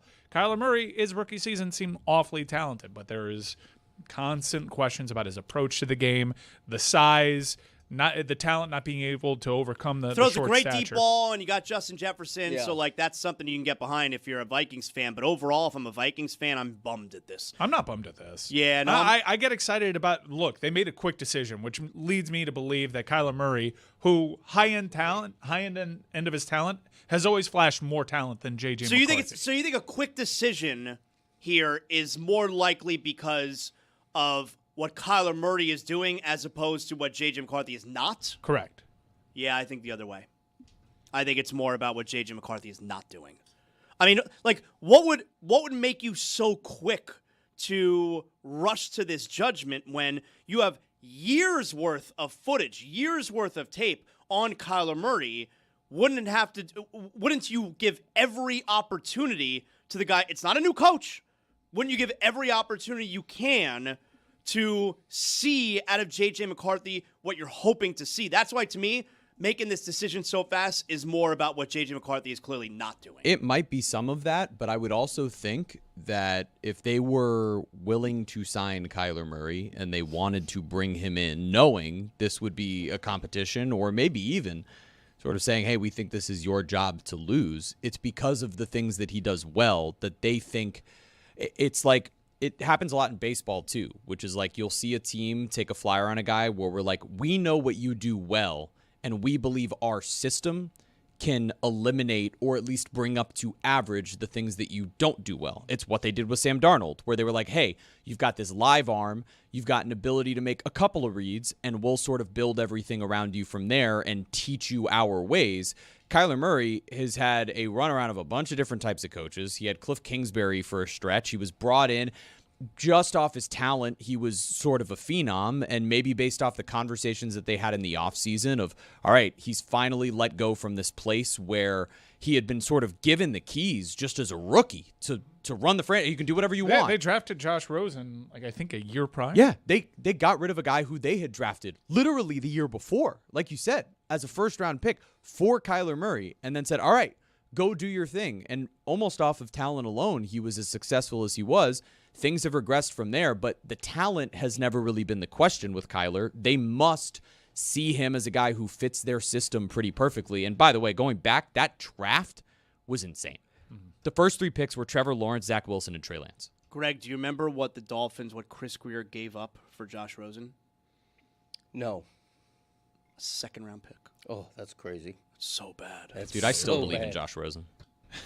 I thought he was going to be amazing. Really? Dan thought he was going to be incredible. I thought he was going to be so pretty solid good. in college. I'm just bummed that like the most compelling quarterback battle never really started for us. Like we're not watching camp, right? We wanted to see a preseason game and make our evals that way. Penix Tua? Now we just got bad And ones. neither one of them were Lefties. out there. None of them were battling. Yeah, we just have Shador, Deshaun. I don't know if there's a quarterback, although apparently we're going to get a long look-see at Fernando Mendoza, but I don't think that I don't is think a that's quarterback a battle. Yeah, I don't think that's a battle. I think that's predetermined. Cousins. What comes Cousins before a battle? Will get hit. Yeah. What's that? What comes before a battle? Like, what makes it a battle? Not to sound like Dan. But you're sounding exactly like On your heels? Has there ever been, like, just an out of nowhere, like, oh, you weren't aware this is a battle, but we're going with this quarterback because he flashed more? I feel like Seattle when they gave the job to Russell Wilson. Great. Like, Matt there was Flynn, they had just signed Matt Yeah, Flynn, they had the signed- big money, right? Yeah. Off the top of your head. That's great pretty answer. amazing. That is good. Very Sports nice, guy. guys. Very nice. Well done. Been doing it for a while. Is Cleveland the only other real quarterback competition? Who wants to be the shitty quarterback on this shitty team? What's happening in Atlanta is pretty fascinating. But neither one of the guys They have they're a not quarterback battle that's like no one's there. Yeah, no one's competing. I know. Two lefties, not boot. No boot. What's that saying? Two lefties You'll to find boot. it. To boot. It's to boot. To boot. Yeah. Yeah, two lefties to boot. Yeah. Yeah. Yeah. Yeah, I just mispronounced it. Okay, I Yeah. had the right idea. Is Not there, Jeopardy. there are no other battles? I'm looking right now, like across the league. Cleveland, Atlanta. Is Arizona a battle at all? Is there anything going on No, there? I mean they just paid Brissett. Yeah. Like, he's going to start. They didn't pay him. What are they paying him? $15 million. 15, right. They're paying him Yeah. $15 million. Plus the backup is Minshew, who's Yeah. not gonna, he's And I got to not look at their schedule because if they have LA early and you're looking at Aaron Donald and Myles Garrett, do not do that to Carson Beck. Brissett's a big boy. He can take it. He looked good in the opener, though. Carson Beck does look good. I mean, Yeah. people laughed when I said last year's fall camp. He looked better than Cam Ward in fall camp. Oh, Carson man, I Beck. laughed so hard and I felt stupid after. I mean, people Still- just still don't kinda. know. It was a rhetorical trick. People don't know that Cam Ward's fall camp wasn't that great. But Beck looked dynamite in fall camp, and he's such a I wild remember card. going into that Gator Hurricanes game, and we were kind of wondering what's Cam Ward going to look like. I gotta tell you, like, there were some staff members at the time, like, Yeah. but he was just using it to, because in the spring he was dynamite, and in the fall he was using the fall camp to kind of just push his boundaries and test some things. But Carson Beck was crazy good in fall camp, but he's just got such a wide variance, not just in like the performance and the production, but the arm strength too. The arm strength at the end of the season was totally different than the arm strength at the beginning of the season. Got some weird starting QB decisions. So Dak Prescott was thrust in as the third string quarterback because both Kellen Moore and Tony Romo had gotten hurt. Then, of course, as you mentioned, Russell Wilson over Matt Flynn, Justin Herbert because of the punctured lung from Tyrod Taylor. And then there was another one where this guy named Tom Brady started over Drew Bledsoe even when he was healthy.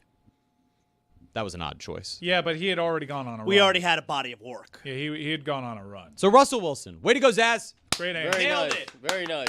And now, number 10.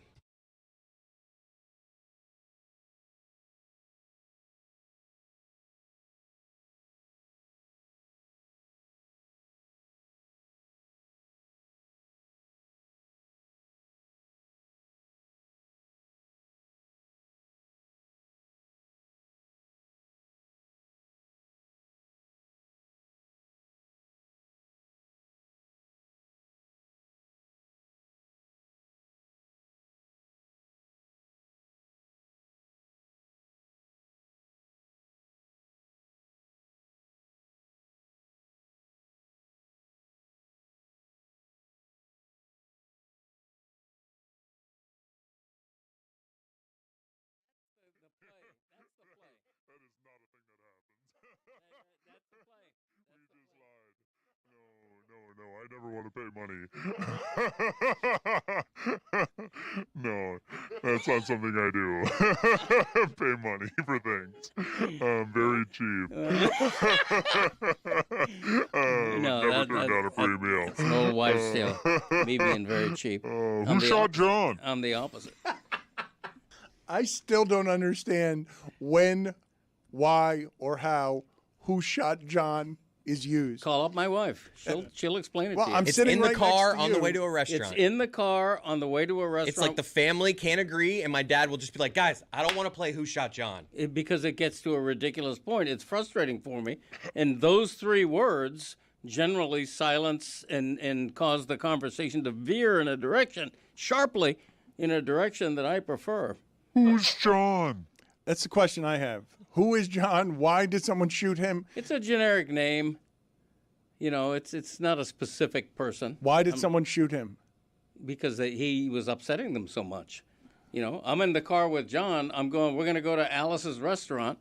And With Bernie Parmalee? And we're headed to the restaurant, and at the last minute, John says, or if you prefer, we'll go to the House of Nuts. And I say, no, we're going to Alice's restaurant. And then he insists, the House of Nuts is great. Haven't you heard? Who Shot John? Let's go. Come on. Forget about it. We're going to Alice's restaurant. Arlo Guthrie, 1967. You like to take your wife to the House of Nuts? I mean, it's a place we go to. Yeah, how often? It depends on the kind of nut I'm interested in. You know, I love A Brazil. sizable one. I love Brazil nuts. Yeah. Good fans. Good fans. Really good fans. Brazilian nut? Well, it's a good nut as well. Legume. Or is that a bean? I think that's a bean. It is a bean. Although nuts and beans are in the same family, I think. Yeah, they're all what are some around of your there. other favorite ethnic nuts? Put it in the poll. Put it on the I poll. like all nuts. I love pistachios, but I insist on deshelling them myself. Hell yeah. You give me a bag of pistachios that have already been shelled, I'm going to turn it back. That's right. Thank you. Insists on paying. I don't believe him either. I don't. What a whopper. Okay, but just say things sometimes. imagine how to Please get close to the microphone. if you're Jalen Brunson, how to grow your legend even further. You become known as the super celebrity who owns New York City, but when the finest restaurant wants to pay for your meal, you say, "Chef, really, really appreciate that. I'm going to insist on paying." Nah, But you just thank leave an you so awesome much." tip. You just leave an awesome tip. Well, that's the other alternative. You know, instead of leaving the same 8-10%, you know, you're actually going to leave maybe a $20 bill. Oh, you pay. You And pay. I'm kidding. And then you turn to your wife and you say, "What do we break a window?" Exactly right. I am. What do we break a window? What do we break a You're window? taking- And then I said, "What do we break a window?" That's the kind of place where you can spend more than $100 for a steak. Right? I mean, I've spent $80 in my market down here for a restaurant steak. $15 tip on that. I want to ask. I'm a big tipper. Number 29, Jimmy Graham. Wow. Number 28, I Show Speed. Ah, come on. Can I Taz, that's your boy. Can Not I, my boy. Can I take a quibble with your list real quick? Just let me take a quibble. How is Jimmy Graham ahead of Tony Gonzalez? Like, what are you doing? I think Jimmy Graham was a better college basketball player. Agreed. Yeah, I think that dude ate glass. Yeah. Yeah.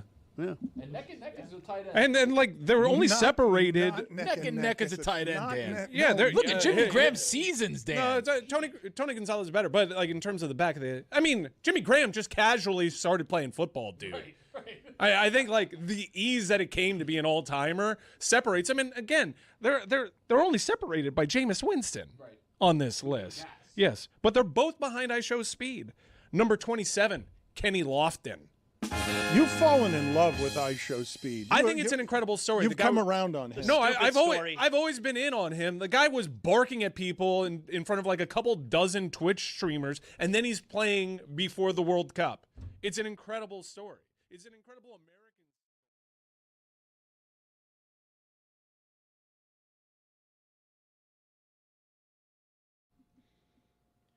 So we have all survived the gravity leaving us for, what was it, Jeremy? It was 7 seconds. 7 seconds. Yeah, I mean, survived, not thrived. No, you My look face good. is a little banged up. No, you look good. Kind of hurts, You look but good. that's okay. Yeah, let's bring aboard Jessica Smetana. Of course, you could hear her with the weekly Notre Dame podcast, The Echoes. With Mike Golick Jr. Jess, did you survive the loss of gravity less than an hour ago? Did you know that this was even happening today? Did it catch you by surprise? I didn't know about this. Can you tell me more? Yeah, it's Are you guys okay? Yeah, we're okay. Tony's probably got a little egg on his face. He was a big subscriber to this. That's why he's not here. He's still strapped in on the subject. He's upside down. Well, you got to explain it to her now, Mike. Explain. So NASA knew about it. We were going to lose 7 seconds of gravity at 10:33, but NASA was okay with it because we don't really have a solution for climate change, and the Earth is overpopulated. So we were counting on this extinction event to be a great corrector. But on to the next one. Damn. Okay. There you go. All right, Jess. Let me ask you something here. I need an outside female perspective. Oh boy. Okay. Yeah, and you're engaged, all right. So you're in a committed relationship. So your opinion here counts. So my wife is constantly getting on me about being on my phone, and I'm not just talking about being on my phone. Like if we're having a conversation, and I look at my phone, I'm on my phone in any fashion. I could be checking an email or a text message. If I give my phone a second of consideration while she and I are sitting down doing anything together, it makes her crazy. And now I got to sit there and I got to endure this scolding from her. Is this normal behavior from her? I think that if you're looking at your phone while she's mid-conversation with you and talking to you, that's kind of on you. I'm not going to lie to you. She does the move where she'll stop talking. Did you get a text? Did you get a text? That's a great move. She stops talking and she just stares at me. Jer Bear, I like that. Is that something important? Who was that? Yep. What's going on? What's going on your phone there? Right. No, I'll be like, I'll wait till you're done. That's what she'll say. Lehman and I both do this to each other because we both are on our phones a lot. And a lot of it is work-related stuff. Like, we both work from our phones all day.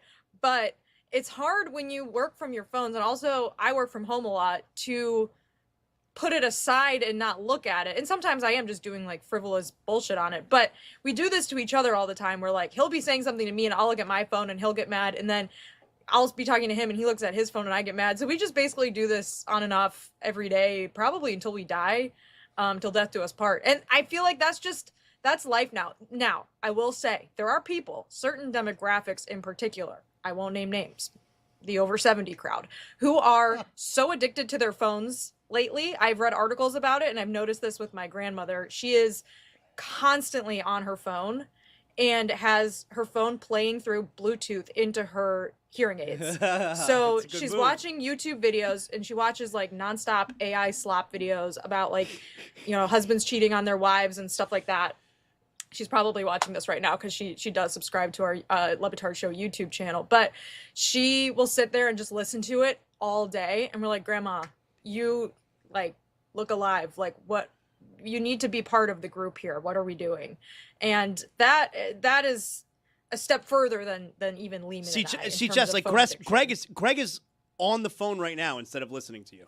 Look at him. Sorry. He's texting. I think we all need to have better phone etiquette. When I moved back to New York City, it's been around a year now since I moved back.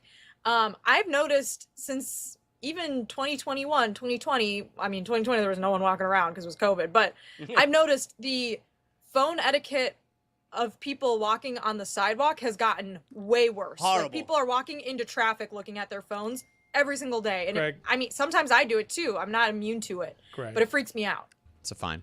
That was your phone, right, Greg? That's like 3 You fines, hear yeah. it beeping, Greg. Don't ignore it. Ignoring it only stalls the show. I have a question for you, Zaz. Is this a situation where you're normally having a conversation and you are getting a text, or is this a situation, and I've noticed this happen, not as much with me, but more with my dad, where it's like being in the middle of a conversation and now your ADD just takes over and you've just decided to look at your phone and start scrolling on social media for no reason? No, that would be rude if we're in the middle of a conversation. You're telling me that's never happening? If we're in the middle of a conversation and all of a sudden I decide to doom scroll, like Right. I'm essentially telling my wife, I've had enough. You're boring me. All right, and that would be. But she doesn't know that you're not doing that. Correct. That's the problem. Well, she certainly assumes that I'm doing that. Right. But the way. Why does she assume that? Well, the way. Yeah, she's very insecure. The way that it. The way that it normally goes All is. women are. The way that it normally goes is I'll be on my phone, I'm doing something, whatever, and then she'll be like, hey, can we talk about blah, blah, blah, whatever. Like, we have a plan, something we need to talk about. I go, yeah, sure. And I'm not stopping what I'm doing. And then she pulls that move, I'll wait. Well, then don't say yes. Oh, because that'll go well. No, I'm Just, busy hey, can you scrolling. give me 60 seconds? Yeah, but a lot of it is, all right, I can multitask. She claims I can't multitask. Well, you probably can't. So that's normally the way it goes. But Hey, Zaz, I heard some bad news last week that made me think of you. The American Airlines charter bus connection from O'Hare to South Bend, it's now going to be a plane. I They saw canceled the bus. Why is that bad news? Great news. Oh, I thought you loved accidentally getting on a bus. No, I hated it. I almost had a panic Getting on the attack. Borman Expressway. No, I almost had a panic attack by myself in Chicago, okay? I hated that. We've all been there. That was one of the worst experiences of travel I've ever had. I saw they are bringing back those flights Planes, those flights from Chicago to South Bend, which has got to be like a 25-minute flight or something. It is. It's like 20 minutes. You barely get above awesome. 10,000 feet. I Yeah, love you it. just kind of go right over the lake and then you're descending. Jess, I want to ask you about Texas Tech. It's been quite the off season for them, and now they're doing this whole thing that people are afraid to play us. Where I'm kind of the school of thought that they kind of made their own bed, and there are consequences for how they approach this off season in particular. You get more with honey type of deal. What's your read on it? My read on it is the commentary about everyone hating them because they're Texas Tech and being afraid to play them, and the conference putting the hammer on them just because they're Texas Tech, like all of that stuff, and all of the reaction to the Sorsby stuff being put on everyone else instead of on them, and just saying nothing at all, I think made them look worse than had they just said nothing at all and been like, we stick behind our player. If he's eligible to play, we're going to play him. That would have been better than all of the stuff that they've done and said since, which I think has left a really bad taste in people's mouth. Now, when it comes to scheduling out of conference, I don't think that should really matter too much. If I'm an AD at another school and I have a window for a team and I want to play a team like Texas Tech, I am of the opinion that in the 12 to whatever the expanded playoff ends up being, if it does expand, team playoff, playing good teams is generally a good thing. Even if you lose, sometimes you're still in good shape. And obviously there's it depends, right? Like I'm talking teams that don't already have a tough out of conference game or a really hard schedule or whatever it is. But there's a number of teams that fit that criteria that I think adding Texas Tech would probably be good for their playoff chances instead of being a detriment to them. And that's where I'm like, look, all of that stuff with Brendan Sorsby was incredibly annoying. Do we all have warm and fuzzy thoughts about Texas Tech? No, I don't. But I don't know if that's stopping me if I'm looking at a schedule in 5 years and picking a non-conference team to play. Jess, have you seen, I saw this online. There's a dangerous game. Yeah, right. You saw it while your wife was talking to you. Okay, everybody calm down. There is apparently this woman who has created a business where she's an interior designer. Yes. For freshmen entering their dorms. Am I explaining? Yes. I don't know if I'm explaining this well enough. No, Greg. I think you're explaining this well. And Zaz, I have been thinking about this every day since I saw this video. This woman decorated this dorm room. I think this is at Alabama. And look, is it adorable? Yes. Do I love the colors yellow and pink? Of course. Is this way too much money and effort and just everything to put into a dorm room? Also, yes, my dorm room was disgusting when I was a freshman in college. Right? I have pictures of it. I was sending to my roommate, and we were laughing at how many. This is my room freshman year. This is actually yours? Woof. This was my dorm, and this is the cleanest picture I could find. This was move-in day. Which one are you, okay? left or right? Left upper. Boy, you not- got my bed's not the made. wet towel hanging on the bed on the right one. Yeah, my roommates were disgusting, by the way. I had a picture that I found in my camera roll where there were 16 old takeout cups out in our common area from weeks. Just filthy. I don't know how we didn't have roaches and mice. Anyways, it's just, it makes me crazy because college is supposed to be for being gross. It's supposed and to be grungy. slumming it. Yes.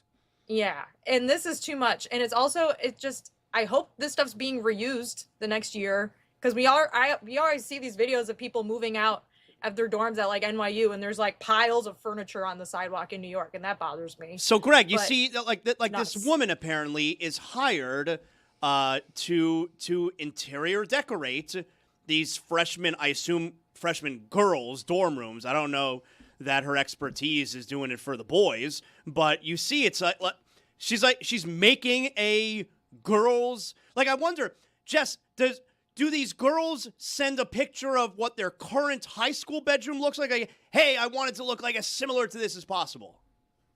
I don't really know. All I know is that this looks like it costs a lot of money, and I like saw that said- she charges between $15,000 and $20,000. Ridiculous. Really? Yeah. It's crazy. Oh my god. Yeah. I didn't even think it was that much. And apparently Does that- she include has everything? around 20 clients a year. That's All right. crazy. I'm gonna call it a rep on sports media. I think I got into the wrong business. I could $20,000, 5 clients a year. Well, yeah. More than 5 clients, like 15 to 20 clients a year. 20 clients a year. Sorry. Under our services on her website, she has a blurb where she explains where she's from, where it's based, and then quotes a character from Steel Magnolias. Then she describes the interiors and then has a different quote from a different character in Steel Magnolias.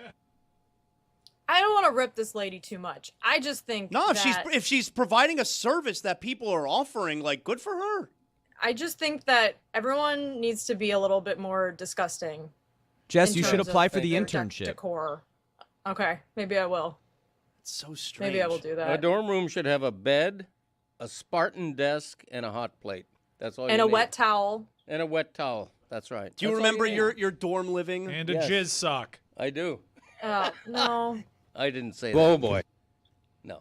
I want to hear what this dorm situation looked like for it you. was the opposite of that. It was literally a bunk, what seemed like a bunk bed.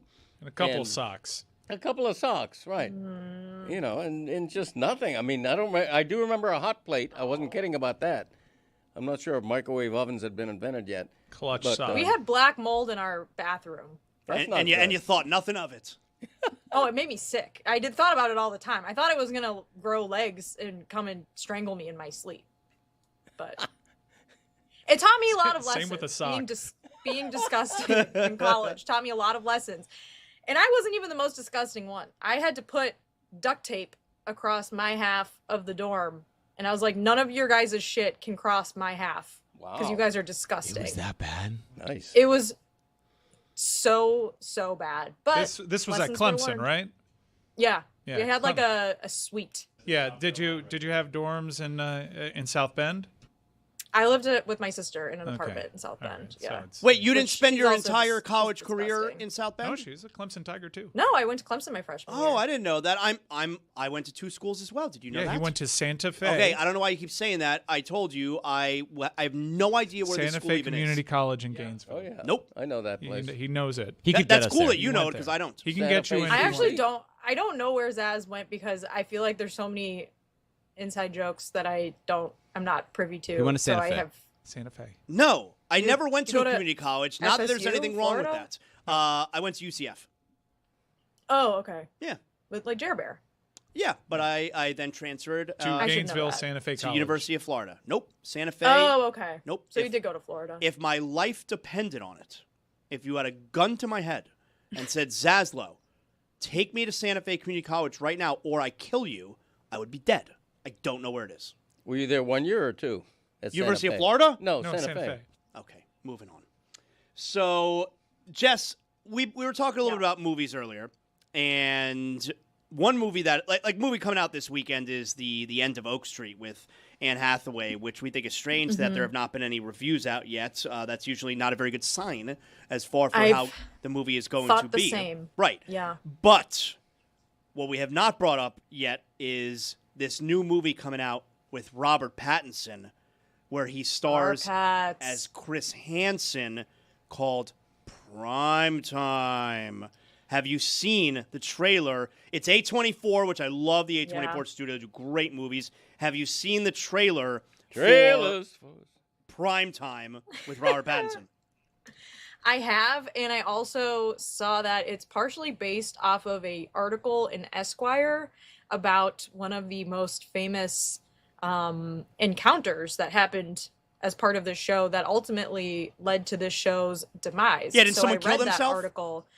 Yes, this is my main takeaway. What the hell? Reality TV in the 90s and 2000s, what the actual hell was going on? Like, this is all insane. But what they would do would, like, they would get these decoy houses and they would lure the quote-unquote predators to the decoy houses and have it all bugged and, you know, film it and film the interaction and the reveal when Chris Hansen comes out, which is, you could see in that trailer. And I think most people are familiar with this show. This was a network television show, but I guess if you're a younger person, maybe you missed it. But anyways, in this one case, they couldn't get the guy to come to the house. So they went to his house and they had a SWAT team show up at his house. And he did end up shooting himself when they arrived. And I think, I guess that led to the premature demise of the show because, you know, there's a lot of ethical questions that get raised when something like that happens. But I was curious about was like, Chris Hansen's still alive. Like, so Robert Pattinson's playing him in a movie. Like, is he going to go to the movie? Is he going to watch it? Is he going to have any sort of retrospective thoughts on any of this? And apparently he was not involved in any of this. He only found out about it sort of recently. And he still has a streaming show where he does like sting operations, I found out, on YouTube and on some streaming networks. So anyways, Robert Pattinson's on a crazy roll right now, and this movie looks nuts.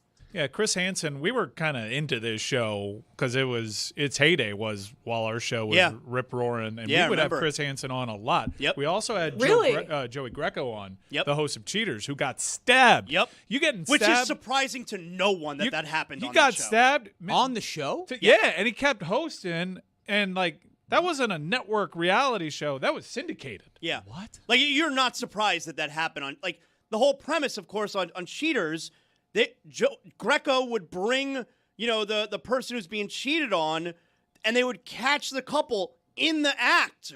And of course, at some point, Buddy was going to get stabbed. Yeah, of course. He got stabbed. He did get stabbed. But we would have him on the show too. He was a riot. Steve Wilkos That show was as well. crazy. Why did you do it? Yeah. Why'd you do it? Why'd you do it? Have a seat. Big night planned. Jess is right. Reality TV, like, it was crazy. pretty crazy. Every show. And even like I used to watch America's Next Top Model, which was like a reality model competition show. And there was a documentary like expose about that came out a year ago. And I was like, man, every negative thing that I learned about my body came from the show. What were we doing? I feel like Kevin Durant. What are we doing to our beautiful queens? It was just a crazy time on television. I mean, Yes. still, I'm sure reality TV now we're not going to look back on fondly in 20 years too, but all of this was nuts. Jess, what were we thinking? Jess, Yes. The Real World had so many moments. I'm going to compliment Lucy you got on. smacked by Steven in Yeah. Real World Seattle. Was it Irene? Irene. Steven Real World Seattle. smacked her He in front of slapped, like she everyone. got in the car, she was leaving. He Yup. opens the door, slaps her in the face, door closes, and we all have to answer a lot of questions as young Americans. Yup. Straight up smacked her in front of everybody. That was crazy. On television. Dude smacking a girl. Yeah, and we had to reconcile with Puck. Oh, yeah. Sticking his dirty index finger in the peanut butters. Looking, yeah, it's kind Who's of gross. Puck? Oh, Who's see? Puck? Who's Puck? You're talking about Puck from Glee, right? No. That was a bad ending. Oh, Real World San Francisco. Come on Yeah. now. Or I how was never a real world person. you're too to be young. honest Yeah, You're with too me young. You missed Real World New Orleans and think I did. the absolute jam. Come on, be my baby tonight. Come I on, did be my watch baby some of tonight. the VH1 shows that were they had like real world contestants in them. So the but, like, challenge, after- this will blow your mind. The challenge, Okay. you know, MTV's The Yeah. Challenge. It was like I Billy's found favorite out about show. the challenge during COVID Right. because of my brother-in-law to be. So the challenge, it was just renamed The Challenge. It used to be the Real World Road Rules Challenge. Yeah. And what was Road Rules, I was you never may a ask? Road Rules guy. Road Rules was basically the real world, but in a traveling Winnebago. And that's where we discovered Theo Vaughn. Yep. What? Yep. Yeah, and Kid Hoover Yep. from Cold Pizza. Cold Pizza, of course. Yep. And also, what was his name? Who's on TV right now? Kyle Brandt. He was Real World. He was Real World. Kyle Brandt? Yeah. Yeah. And I believe Sean Duffy. I don't know who that is. Oh. You are so not political. Yeah, Kyle Brandt was Real World. And, of course, The Miz This- was Real World. This is blowing my mind right now. Yeah. Johnny Bananas is the only one who I am familiar with. Chris Cody's friend? Yeah, that's what? Now he has a whole baseball team named after him. There was a time, Robert Pattinson, who, of course, came to fame, his first roles were the Twilight movies, you know? I've never seen any of those. Harry Potter. Oh, they're so good. I've been told that he got his start in Harry Potter, Yep, which Cedric led to Diggory. the Twilight. What? He was Cedric Diggory. My boy! All right. I don't know what any of that We're is. not like these nerds. But Robert Pattinson, you know, came to fame with the Twilight movies, which were obviously a very huge deal. But it felt like I was Team Edward. You can only be Team Edward. He's going to be kind of pigeonholed, where it's like, oh, he's that kind of actor, where he's in those kind of movies. And now he's like as big a male actor there is in the world. Like, totally shed that label. I feel like there aren't very many examples of dudes who have pulled off what he's been able to pull off. He's chosen some really interesting projects. I agree with you, Zaz. Like the Twilight Saga films were so bad. They are some of They were other than cheesy. the baseball scene. Other than the baseball scene in the Baseball first one, scene is Jeremy, you know what I'm great. talking about. That baseball Electric. scene is awesome. I've never seen any of the Twilight movies, and even I know the baseball We will scene. discuss on Pitch Clock tomorrow, by the way, Twilight baseball movie. Yeah, we'll find there's a out. great Twitter handle, right? Twilight It baseball is scene. a baseball movie. It is. Twilight is so bad in every single way. And I say this as In the best someone way. who read all of the books in 7th grade and was like, this is great. I can't wait to have a boyfriend someday. I hope they're nice to me. And then Edward leaves her in the second book and you're like, well, she should probably eat. I don't know why she's not eating. Anyways, it was a crazy time to be alive. And so then the movies came out and the movies were so bad. And they also made him look bad because he had to be pale and look like a vampire. And the acting, the character itself was just not, it was not a good character. But then afterwards, yeah, he did a lot of like kind of interesting, weird movies. And now he's in some huge blockbusters playing these like serious dramatic roles. He's like I the agree with you. top I guy. didn't really see it. I didn't really see it coming, but I think you could say the same for Kristen Stewart. Like when Twilight came out, I was like, I don't really know if this is a great actress. And now she's gotten like she's a star too, and she does a lot of films and has taken way more seriously than I think anyone expected. Oh, but I feel like when he those is films came so out. much bigger than she Well, is. he's like the biggest actor in the world, but she's had an opportunity to like produce movies, direct movies. She's done a Yeah. lot more behind the scenes than he has. But I mean, look, he's Batman, he's in Dune, he's in all these different things, and he's done all these He's in strange projects as everything. well. Yeah. He's having the best summer of anybody. I don't believe that second Batman's ever coming out. Oh, we'll see. Jess, I need you to explain what the hell the Indiana Fever are gonna do, because it What do you feels like mean? every single game there is complaining about their head coach Stephanie White. And finally yesterday, we'll play the video here. This is pregame. This is her pregame availability, where Stephanie White has, been under fire. She's been under fire for a lot of things, most specifically for anything involving Caitlin Clark. And recently, there's been criticism levied at Stephanie White, apparently because she didn't back up Sophie Cunningham to the enough to the pleasure of the masses for the incident that took place with her being fouled by Dejanay Carrington. And Stephanie White decided to release a statement before the game yesterday. Here it is. Every day these women put their on the line. Every day.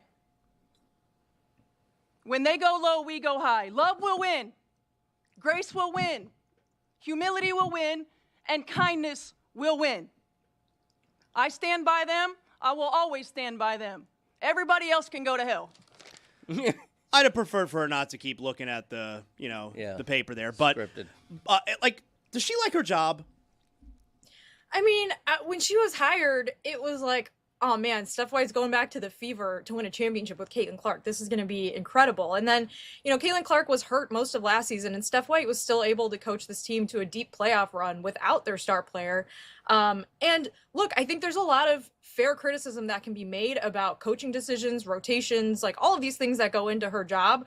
But the criticism that she wasn't mean enough to an opponent for a flagrant 2 foul in a game, an opponent that she used to coach, that to me is just like, what are we doing? Like, we want her to get up on the podium and be like, yeah, that's a dirty player and she sucks and I hate her. Like, that's not how any coaches really behave in these situations. And I think expecting someone to do that, especially if that's not even how they feel about a player, is pretty that would be pretty unprofessional and egregious, I would say. So when this pre-game press conference happened yesterday, to be honest with you, Zaz, I didn't even realize at first what the specific thing she was referring to was.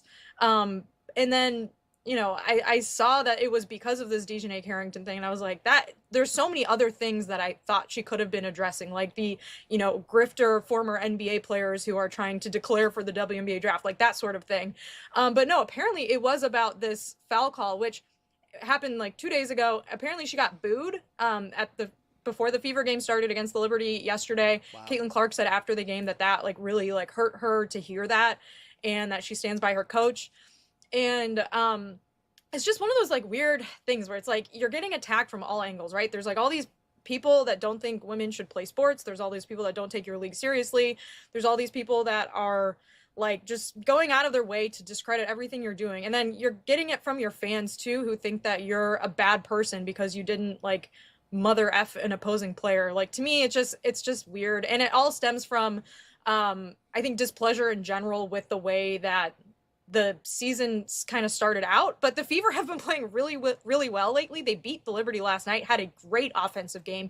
You'd think that would kind of silence some of the noise from their own fan base. But I also will add, they're not the only fan base that has like internal division that is mad at the coach. And this isn't even the first time this has happened with a Fever coach. Like, Christy Sides was not loved by the Fever fan base in Caitlin Clark's rookie season. So anyways, yeah, there's just a lot of negativity, and I'm happy that she stood up for herself. And I definitely feel badly for the position that she's in, because there's a lot of eyeballs on her, and it feels like, no matter what she does, she is pissing someone off, I guess. Jess, a couple weeks ago, you reminded me that I need to purchase my Phil Steele college football magazine. Oh, yeah. Which one of them? I had totally forgot, and then I went and I ordered it. And it has come in the mail. Like, I have my Phil Steele college football magazine, but I haven't, like, looked at it. It's, it came in the mail. My wife put it on, the dresser, and it's just there. I haven't started going through it yet. Jess, do I have to be worried that I have the actual Phil Steele college football magazine? Apparently. I'm worried that I can't find mine right now. I thought it was on my desk, but I saw Phil Steele post yesterday on Twitter that someone is selling AI slop Phil Steele college football previews on Amazon and pretending that they're the real deal. And the details in them, The Athletic wrote a story about this, are kind of funny. Like, the numbers are wrong on players' jerseys. There's like a 12-team playoff bracket that has 16 lines on it. So it's just like all incorrect and wrong. And I don't know, man. Amazon, you're a billion-plus company. Can you get the AI slop off your website? And also, I will add, I saw a whole wire cutter investigation into fake beauty products and skincare products on Amazon, where there's like third-party sellers selling dupes in fake packaging. And if you don't buy, so like if I'm buying sunscreen from the CeraVe store, if I'm accidentally clicking on a link for it from like a third-party seller, I might be getting a different product. It might not even be the real thing. And there's like all these fake people now real people selling fake products, pretending that they're real products, including for Phil Steele. It's ridiculous. I'm a little bit worried now. It's Phil Steele, but it's spelled Steal. No, it's not. It was a good joke. You fooled me, Jeremy. Yeah. You fooled me. I just feel like every day I'm living my life trying not to get scammed, and I'm getting close. Like, it's gonna happen. I'm gonna put like sunscreen made out of I don't know, bird poop on my face on accident one of these days. Jess, did you see that Ohio State fans are all mad at Mike Ryan? We were talking about it yesterday. No, I did not see that. We were talking about it yesterday. You know, the coaches' preseason poll came out. The AP is not out yet, but the coaches' preseason poll is out, and Mike decided to give a couple of teams, because this happens every year. Like last year was Clemson and LSU, where you have a couple teams who are ranked in the top 10 preseason that end up finishing the year. They're not even ranked. Like they end up stinking, all right? And so Mike chose... Just as a sports radio exercise, Yeah. if I have to pick one of these top 10 teams, it's been hard to do a show today. Thank God for that gravity thing. So, just as a thought exercise, let's talk this out. Let's try to guess, because these all look like good teams. It's hard to imagine any of these teams being unranked. But who do you think in the top 10 right now, preseason, is the most likely to finish the season unranked? And I had a controversial choice. I was torn between Georgia, and Ohio State. And now I feel pretty strongly that it's Ohio State. I don't think it'll be Ohio State. I think the advanced analytics all like Ohio State and have them like preseason number 1. I don't think that's just like coaches poll bluster. Their schedule's a little bit harder this year than last year, so I'll give you that. But I don't think they'll be unranked. I think because unranked would be you have to have hard. like a Penn State collapse. Can I go season. instead of unranked? Can I just go? Everybody wants to fire the coach, and maybe the coach doesn't come back next year. Rather than because you can do that at the year they won the national yeah, championship. Ohio they can finish 14, and that might be the case. Yeah, that's fair. I think Alabama I would put in that category, although they just gave Kalen DeBoer an extension. I think you could put a lot of teams in that category. The team that I think I would not put in that category is Indiana, because I think Kurt Signetti will just have that job for the rest of his life. Well, and Miami. You could say it about Miami.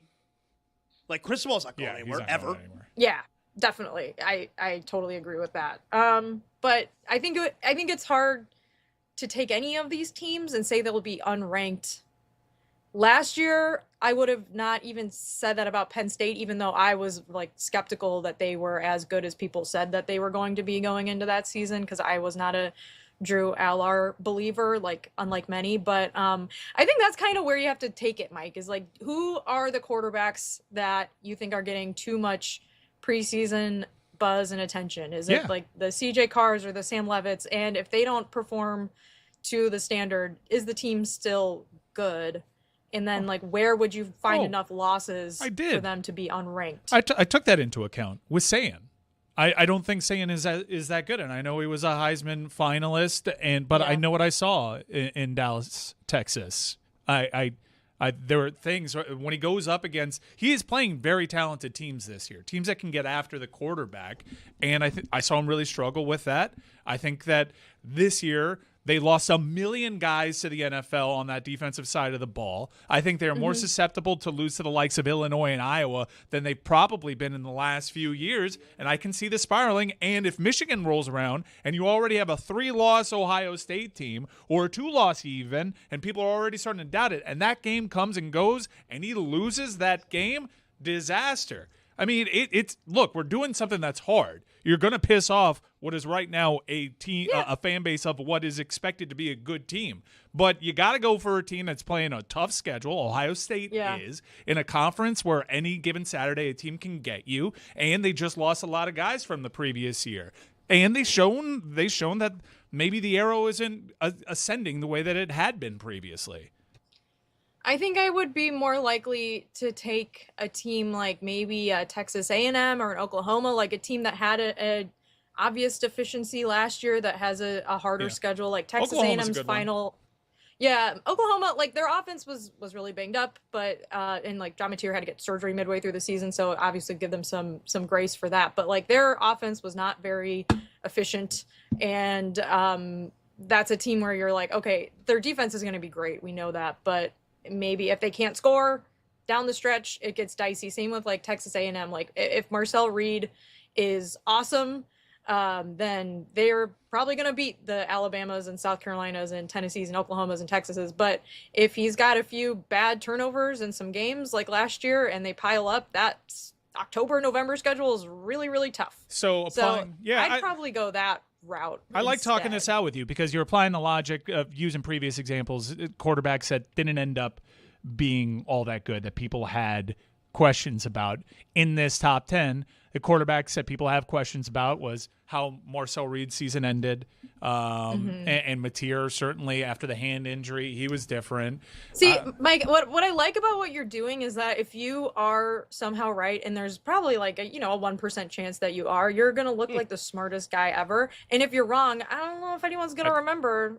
You're just gonna be like a voice of a doubter in the crowd. Ohio And State. That's a great spot to be in. Ohio State fans are good for the banter, and they're licking their chops to get an advantage now that the Fiesta Bowl is not something that they can go to. The Cotton Bowl happened since then. But I'm a big believer in Texas and Arch Manning. I think they are super talented. I have questions about the head coach. But early on, there's a pretty big measuring stick. And if they lose that game to Texas, I feel like I'm already right. That's fair. I saw from Brian Fremeau, he was posting some efficiency data the other day. He said that Sark has never cracked the OFEI top 15 or the OF plus top 10 at Texas, which is kind of interesting. They have loaded up at the skill positions, and I mean, we've all seen the clips of their of like Cam Coleman catching that pass in camp. They are ridiculously talented. Curious how the offensive line is like that. Their run game was so bad last year, and they're like, well, we're gonna get 2 running backs in the portal and fix it. So I don't know, maybe that would be a spicy take, but it's so hard at the beginning of the season because you just talk yourself into everyone being really good, and you don't start seeing the cracks till like week 4 or 5. The weekly Notre Dame podcast, The Echoes, with Jessica Smetana and Mike Golick Jr. Great job, Jess. We're so Mike, close why to not just go with Ole Miss? I like Trinidad. Me too. He's great. All right, thanks, guys.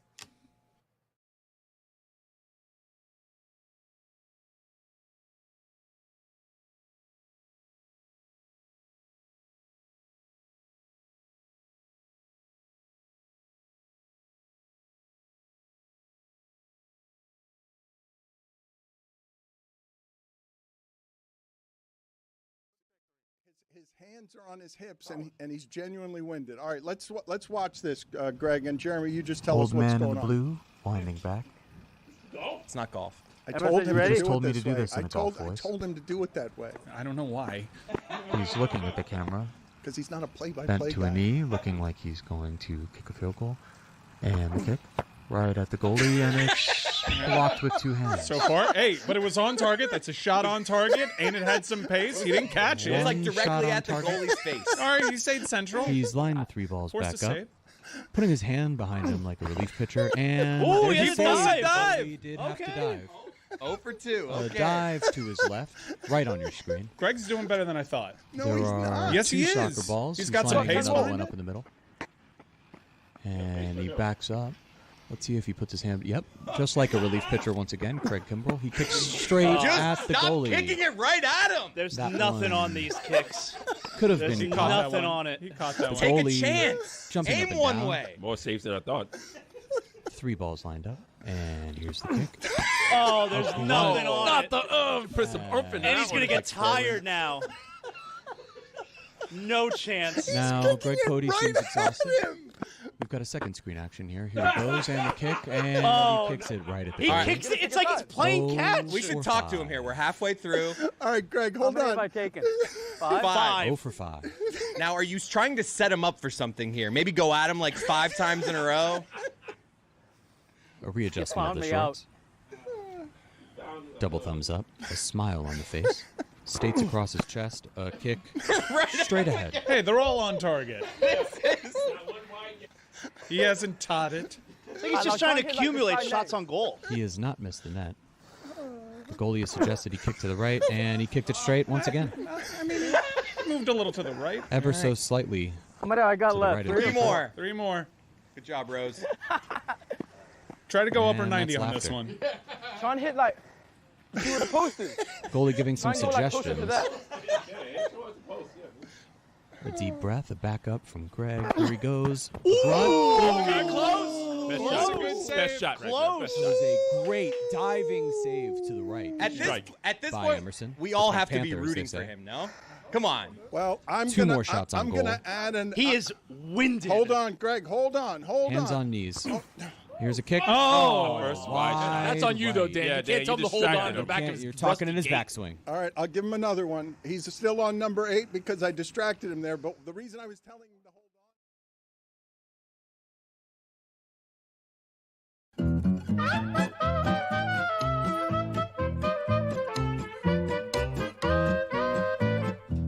Against the spread. Against the spread. Against the Spread is presented by Against the DraftKings spread. Sports. DraftKings. Against The crown the is yours. spread. Mike. We're going to head over to the tennis courts. That's right. You thought I'd be stuck with baseball What's going on there? or WNBA, but I told you I proudly don't watch it, and I have the courage to tell you I don't.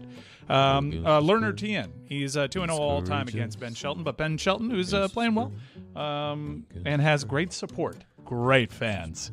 Really? Is favored. Yeah. Trinity, you know about that Trinity Rodman? Yeah, I do. Yeah, I know about Trinity Rodman too. Anyways, I'm taking Lerner Tien plus 1.5 against the spread in sets because he's 2-0 all time and he's a grinder. All right, very good. That's the other guy. Let's bring Juju aboard here. Juju, good to see you. Do we have some corrections that need to be made from the show from yesterday? Yes, sir, man. When I'm wrong, I put my hand up and say, you know what? I'm wrong. And we had some listeners submit 2 omissions I made on my red shirt list yesterday. First one was Jelani Kurt at the J Kurt from Twitter. He says Bart Simpson. Ooh, good one. Okay. Good my boy. I like it. Eat my Yeah. shorts, man. Yeah. Out of bounds on me. And lastly, the next one, Sean from IG reminded me that I forgot my boy Thumb from Spy Kids. Oh, how dare this you. is my favorite one. How dare you. By far my favorite one. I laughed for 20 straight minutes I don't when even I saw know- this for I the don't first even know time what you're yesterday. doing there. How dare Oh you. my God, the thumbs from Spy Kids. Oh my God. That's a real thing? Are you kidding? I have no idea what that is. Wow. Who's that supposed to be? Washed. You. He's a supervillain. Juju, let's get to a stat of the day today. Jeremy gave one earlier in the show, but I think you may have a good one as well. Yes, sir. Start of the day, Hey. start of the day. This is start of the day. Start of the day, start of the day. This is start of the day. Start of the day, start of the day. This is start of the day. Come on, be my baby Start of the tonight. day, start of the day. Hey. Come on, This be is my start of baby the day. tonight. I don't care about We the gonna mother stick thugs with you've it, been Mike. with. Come on, be my baby tonight.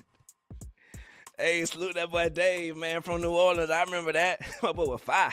He We was gonna just stick to music, though. dude. He held on to his convictions, no doubt. We gonna stay with the music, man. Pitchfork rates Tyga's new Starface album a 0.0 out of 10, stating that the rapper's slop pop concept album is smug, complacent, and depressing. Its very existence has made the world a worse place. A worse place. Slop Drew Millard wrote that from Pitchfork. And I bring it up to bro. If my music is ever bad, just tell me, hey, bro, get back in the lab. You might don't do this to me. The world, I'm depressed now. I That's love slop yeah, pop. Pitchfork in their bag. What'd you make of the Phoenix flexin' thing with the? I mean, one of the songs of the summer, but it was very clearly AI because I've seen that dude interviewed, and that dude is the highest person I have ever seen. Right, that's my problem with it. He gotta go with it. He gotta lean into it a little bit more because he be performing and you hear the 80s song, but my boy look like 1999. He's sagging, like you say, high as hell. Salute to my boy, but like you say, it's AI generated 100%. So He finally I don't came know out, how but I feel about he was out there telling so many lies or capping, as Zaz says. Yep. Exactly. But hey, I ain't hating on my boy. Get your money. But let's lean into it a little bit more. Put on the 80s suits, man. Perform for them folks. You did. Juju, before we get to the polls here, did you survive the gravity situation that we all had today? Bruh, I had tied myself to the couch over here. I was ready. Everything in here had been seat belted down, and I think it worked. I didn't look outside when it happened. I was watching you guys, so I'm not sure if it's an inside-outside thing, but nothing floated in here. Luckily. Jeremy's worse for It wear. was tough outside. I'm glad you were inside, Yeah. Juju. If not, you would have ended up like Damn. this with bruises all over the side of your face that are definitely real. Did today's situation remind you of anything gravity related? Yeah, bro. When I was basically preparing for the end of the world, I was thinking, damn, what are some of the best zero gravity moments in entertainment history? So I came up with a top 5 list just in case we survive, and damn it, here we are. Okay, all right. Number 5, OK Go, upside down and inside out. Awesome range. Wow. That's what that band did. Music videos. Tremendous music videos. Hell yeah. Number 4, man, my dog Star-Lord had to save Gamora in space, man. Guardians of the Galaxy. She was out of here. She was gone. Forget about her if Star-Lord didn't do what he did. Salute. Number 3, come on, man. Inception. What a movie. Yes, sir, man. Whole film, top to bottom. Fantastic, man. Number 2, them damn villains in Superman movie when they had got caught in the glass. Oh, they were sent to the Phantom Zone. Exactly. Get they punk ass out of here trying to end Earth. How dare they? Float away. Yep. Like the floaters. Float on. Like and the number floaters. 1, the number 1 zero gravity moment in entertainment history, man, without a doubt. Charlie in the Chocolate Factory when they found them damn fizzy lifting drinks. That's great. That is Charlie, a perfect number 1. Charlie, watch out for Grandpa's Coke nail. He's got that crazy long pinky Coke nail. Careful. Right. And unfortunately, Willy Wonka was watching the whole shit go down any damn way. Damn, he remember everything. Children died. You lose. He killed children. I said good day, sir. Good day. Excellent job, Juju. Let's update the polls for today. Yes, sir, man. Brilliant polls. We only had 3 of them today, All right. but brilliant nevertheless. Is Herbie Hoover everyone's favorite Quaker? 52% of the audience said yes, he is. It's diarrhea. 48% probably was thinking about either Dame Judi Dench or Susan B. Anthony. Skibidi daddy. Do you like a tantric Christmas? 68% of the audience says no, they do not. It's your Christmas. These are good polls today. These are good polls.